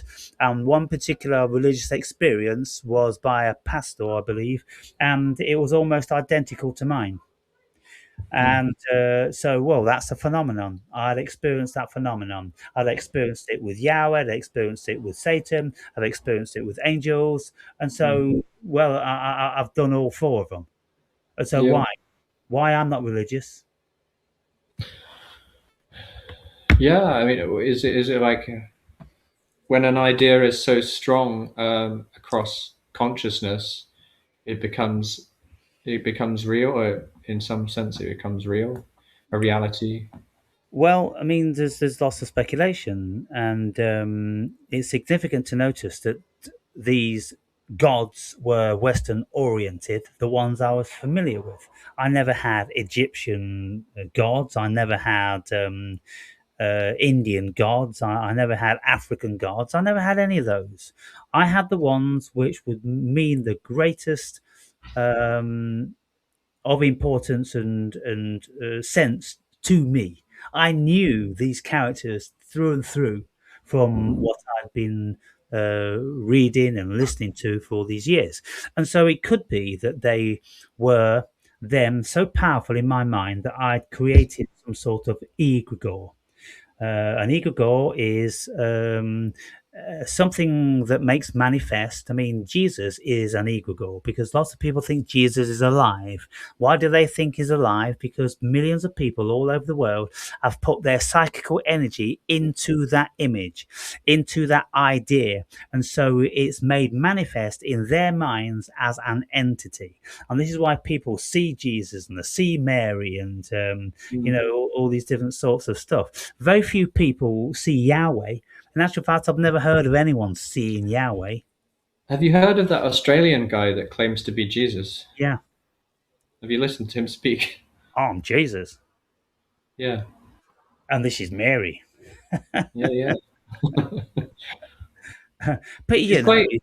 I mean, like, yeah. I mean, it could be. But do you think he seems to believe what he's saying, or do you think he's like? well, yeah, I mean, it could be Wait. partial belief, it could be partial manufacturing. It could be sales pitch, it could be delusion. Uh, but you know, the question I always ask is, okay, well, as far as I'm concerned, Jesus in the minds of most people is an idea, only an idea. They never knew Jesus. And from reading the New Testament, you don't get a good depiction of Jesus. If you want to have a very different depiction of Jesus, then you read the book of Thomas, you read the book of Judas, you read the book of Mary, you read the book of Philip, these books which were found in the Gnostic writings, and they tell a very different story and side of Jesus, which never made it into the New Testament.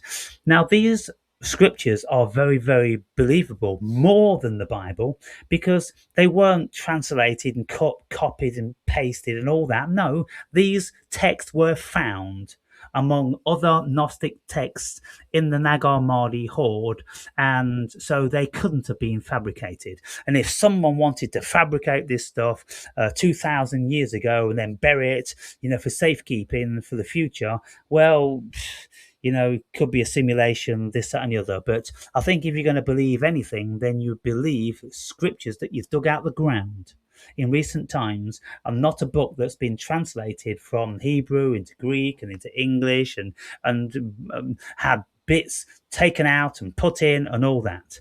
And so anything that anyone's going to be reading about Jesus in the New Testament is a contrivance. And so therefore it's just an idea. And if you or anyone else want to consider that that's a real person, or was a real person, well, you have to ask yourself the question long and hard. Well, was he God? Was he the Son of God? What evidence is there for that? What efficacy is there? What rational application can I have? And if someone wants to doubt that I say I'm Jesus, well, you better be doubting that for a start as well, because you can't just be picking and fucking choosing because someone once said it 2,000 years ago. Well, what efficacy is there that that was true in any shape or form? Nothing. No efficacy at all. Hmm. I suppose it's the origin of those certain ideas, which were espoused and articulated in a certain way, and then I suppose it's the symbol of the cross, and I mean that's very ubiquitous now. Well, it's all pagan, you know. Mm, The cross is pagan. right. The Yeah, cross. there's a theory that he was actually crucified on a stake instead of a cross, but Yeah, yeah. mm, And you know that the whole cross thing, well, it comes from cosmology, because in the northern hemisphere we have four seasons, and we segregate the sky at night into four segments of 3 months. So we've got 12 apostles, and then we've got the four seasons, and the sun goes across the cross. And during the winter solstice, the longest night, the sun sits in the low hemisphere and it doesn't move for 3 days. It doesn't get any lower for 3 days, and it doesn't start to rise. It sits there for 3 days before it starts to rise. So Jesus was dead for 3 days and then he rose again. That's what the sun does every single year, dies on the cross. It's all pagan. It's all pilfered from other religions. yeah, it's sun worship. Yeah, I've heard that before. Yeah. So the things I say, Alex, they stem from a vastness of information. Mhm. And in any given video, I can often bring so many things in, and I can jump around and I can just drop bombs on people. And for those who are not versed in all these things, well, it's you reserve the right to be very, very confused and to be in a state of doubt. But this is why I leave myself open and available, because if any religious people, any Christians, want to contest any of the things I say, I will give them very, very valid reasons which have been spoken about by myriad other people. I'm not pulling this shit out my arse, because I've been reading this stuff and listening to people for many, many years. And so all the pagan stuff and all the religions, they've all been a bit from here and a bit from there. No religion is pure. They're just all ideas, they're just kind of like um, fantasy versions. I mean, Jesus is a fantasy version of the perfect human being. Mm. And so why, look, if you're going to make people follow Mm. some sort of idealism, then you've got to have this whole God thing going on. It's like Siddhartha Gautama, Buddha. He was born a prince. He was a very high, well-to-do person, and he was very moralistic and virtuous. One day he decided he's going to leave all his riches behind, and he's going to go and see what it's like to be poor and why there's suffering. And then he sat for 12 years under a baobab tree. Really? Hmm. Yeah. Really? All fantasy, all fiction. It's just ideas. Mm. And then we can see that it's all ideas, because we can see how all these religions, and Buddhism is an ideology, it's not a religion, they've been perverted and multiple versions. And so all the versions now are so different from each other. And I was listening to a video of Carl Jung, and Carl Jung, at one particular stage in his life, whether it was in the 50s or early 60s, because he died in the 60s, he said that there were 400 variants of Protestantism at that particular time. 400 versions, Well. 400 denominations. Mm. So, well, if anyone wants to tell me I'm not God, well, I can stand here speaking about why I am God, and there's no one that's going to be able to refute it. Why isn't anyone going to ever be able to refute that I am God? Because first and foremost, they don't know who God is. They haven't found God. They can't consult with God. They can't find anything which remotely efficacious about God. So how could you contest anyone that says that they are God or have the attributes of God? Right. I mean, they maybe they could refute it. But I mean, it would be maybe an infinite debate that just went on and on for. Well, they couldn't refute it in that. I would say to them, do you know what God is? They could go, well, my religion says this. I'll say that your religion says that. I'm asking you, do you know what God is? Do you have first-hand information about the God that you are claiming that you know and I am not? And if we got someone that obviously wasn't religious, because we couldn't get any sense out of anyone that's religious, we could only get sense out of someone who is an intellectual and an atheist.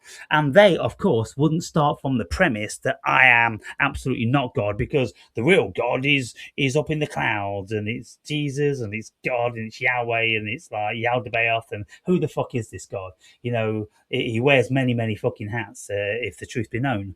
But if an intellectual was to ask me and say, so you say you're God, well, lay it on the table for us. And I'd go, well, you've heard of Baruch Spinoza. And they'll go, yeah, of course. And then they're all familiar with Baruch Spinoza's idea of God. I say, that's the God I am. And they'll go, okay, fair enough. No problem with that. Debate over, and they'd walk away, because it's not pathetic, it's not stupid, it's not haughty, it's not irresponsible, it's not inconceivable, it's not anything that could be refuted. we are conscious. We have not a single clue what consciousness is. We haven't a single clue what God is. So, in my Well, estimation, God and consciousness are the same thing. yeah, yeah, okay. So like what? So if God is, as you've said before, completely like is random and doesn't have this kind of um, this plan or I'm not anything, or saying I'm not saying God is random or doesn't have a plan. okay, you're not I saying never that. said that, did I?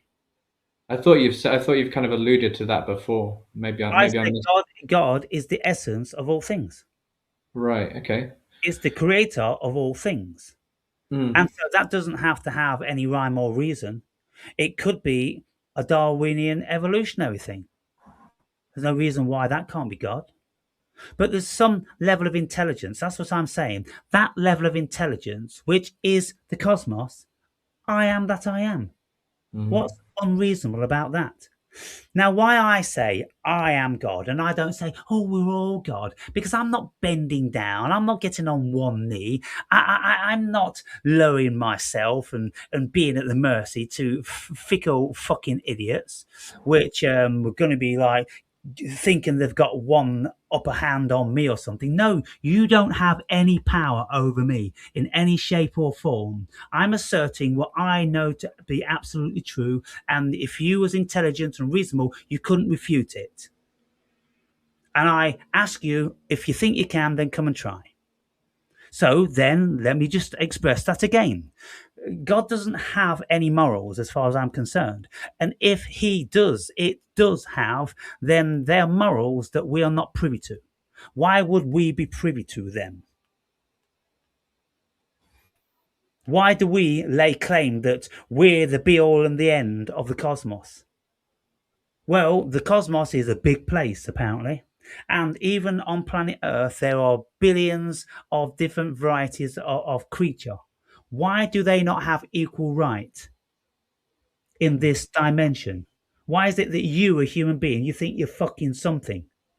You're not. You know what you are? You're the most heinous creature that's ever walked this planet. That's who you are. So So are you. pull your fucking neck in. Yeah, you know. If you had some self reflection, you'd know the human being is the biggest tool that's ever walked this fucking planet. So I don't know where they get off on thinking that they are fucking God's children and all this bullshit outside of religion that man's created. Mm. See all the things I say. Can you find any holes in them? Can you find any, even a tiny little chink in the armor where you could slip in a wedge and make it into something? Well, just that it's you've made it unfalsifiable by the fact that you've had those experiences, and I have to just like the fact that that means that you're presenting them as the infinite speaking through the temporal, and you're not. I mean, like I don't know, like you're the totality, right? So if you're God, you're the totality. So how can it be coming through Aaron Berry? Well, because I am a facet of the totality.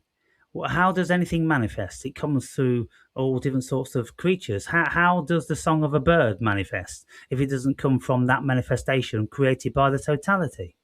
Right? You see, at the fundamental basis, we just need to ask two questions. Do we know what consciousness is? Do we know what God is? Do we know what the origin of the cosmos is? Do we even know what the cosmos is? Do we know anything about what is here? Because it appears to me that we're exceedingly conflicted about everything. We can't agree on nothing. Yeah. How couldn't we be lay claim to being any of those things if we don't know what they are? And why is Yes. it? Yeah. I mean, like, okay. I don't want to keep you too long because no. Yeah, we'll wrap it up in 10 minutes, and that's 2.5 hours. But what I say is, look, Spinoza, is well renowned and respected for his idea. And Albert Einstein, when people used to say to him, "Do you believe in God?" He says, "I believe in Spinoza's God." So therefore, people have to know what Spinoza's God was. Spinoza's God, basically was the essence of everything. Not the creator per se, because to say the creator, then you're inferring that it was created by someone or something. No, it doesn't have to have been created by someone or something. It's a manifestation which is vastly too intelligent for us to perceive. We make silly stories up about the whole multiverse is coming out of a tiny, tiny, tiny little bit of energy like this. It's complete and utter bollocks.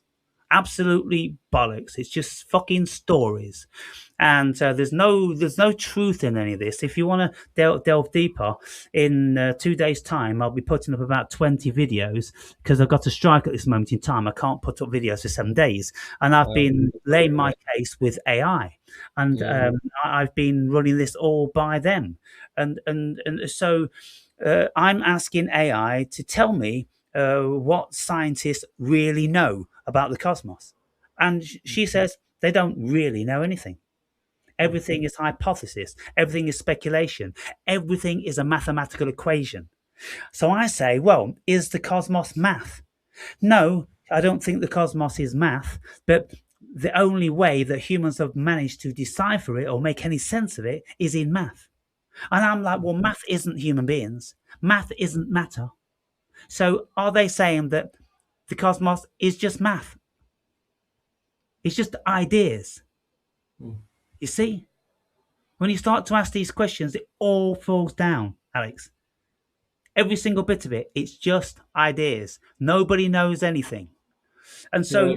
my conversations, my videos, I'm just hoping that I would just trigger some of my viewers just a little bit to start thinking about things for themselves. And then if they're compromised by anything I say, investigate it. Do your own research. Listen to philosophers. Listen to spiritualists. Don't just Google on the first fucking page of Google. That's going to tell you fuck all. Most of that is a load of bullshit. No, you've got to go to the horse's mouth. You've got to go to the philosophers. You've got to go to the greatest scientists. You've got to go to the quantum physicists. And you've got to delve deep, people. And you've got to do it for a long, long time. I've put 17 years of my life into this every single day. And I How do do. you? Yeah, yeah. Just finally, like, so you say that you stress the importance of doing a lot of work, a lot of intellectual heavy lifting every day, constantly. That must be. I mean, like, if I were to do that in my, I mean, if I were to do that in my current state, I'd find it incredibly hard to switch off, when I go to sleep. Yeah. Maybe, I mean, you would I know you'd probably say, well, that's why you don't have a job and I do, and this is the difference there. But is there any advice you can give for like handling I mean, like having an intellectual pursuit, not becoming this thing that's constantly you can't switch off. This Yeah. like because it's concepts and words and concepts and Yeah. none of them, like. Well, I'm a very, very curious thing. I'm a great anomaly. And if I was to try to describe to you how I actually do it, I couldn't do that. And I most certainly couldn't give you the blueprint of how you could do that. We're all individual. I am doing this now. I've been placed here, I'm absolutely positive, by the cosmos for this exact reason. I've been on this spiritual journey so powerfully ever since the day I had my spiritual awakening. And I'm 17 years onto it, and I've done it every single day. And everything else in my life has gone out the window. I don't have any partners. I don't have any vocation. I don't have any other desires to do anything. This is what I do.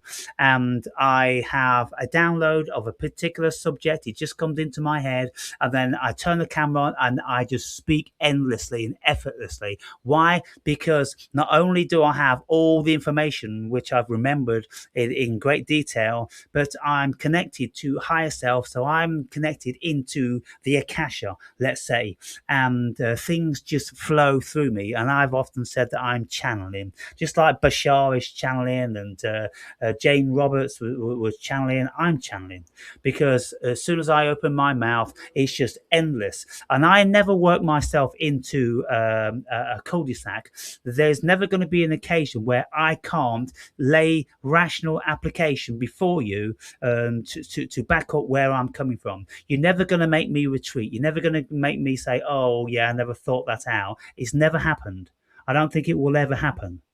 And that's a very absurd thing for most people to consider. But I've never Yes. found it to happen. It's very unique. Yeah. And so I sleep like a baby. As soon as my head hits the pillow, within seconds, I'm gone. I sleep perfectly all through the night. I wake up about 4 or 5 times to go to the toilet. That's my age, and I eat and drink right up until midnight. So, of course, I'm going to be going to the toilet, and I eat a lot. So, I've got a lot in my colon. And so, yeah, I wake up just like that, and I go back to sleep just like that. And then throughout the day, I'm in a beautiful, peaceful state. I have a notion, a kernel of a thought. I go, okay, I'll make that video in the churchyard, or make it when I'm walking to the supermarket, or I'll sit down and I'll make it in the home. I turn the camera on. I don't know what I'm going to say, and then it just goes off. And so I can't proclaim to be the author. And when I wrote my book, I said in the initial preamble, I said, Aaron Berry isn't writing this book. Higher self is writing this book. Why? Because it wants you to know the things I've experienced. Cool. So, well, how do you feel about the conversation? Uh, Fascinating. Yeah, just very a lot to process. Um, yeah, I'm kind of like dumbfounded, really, because I mean, yeah, it's like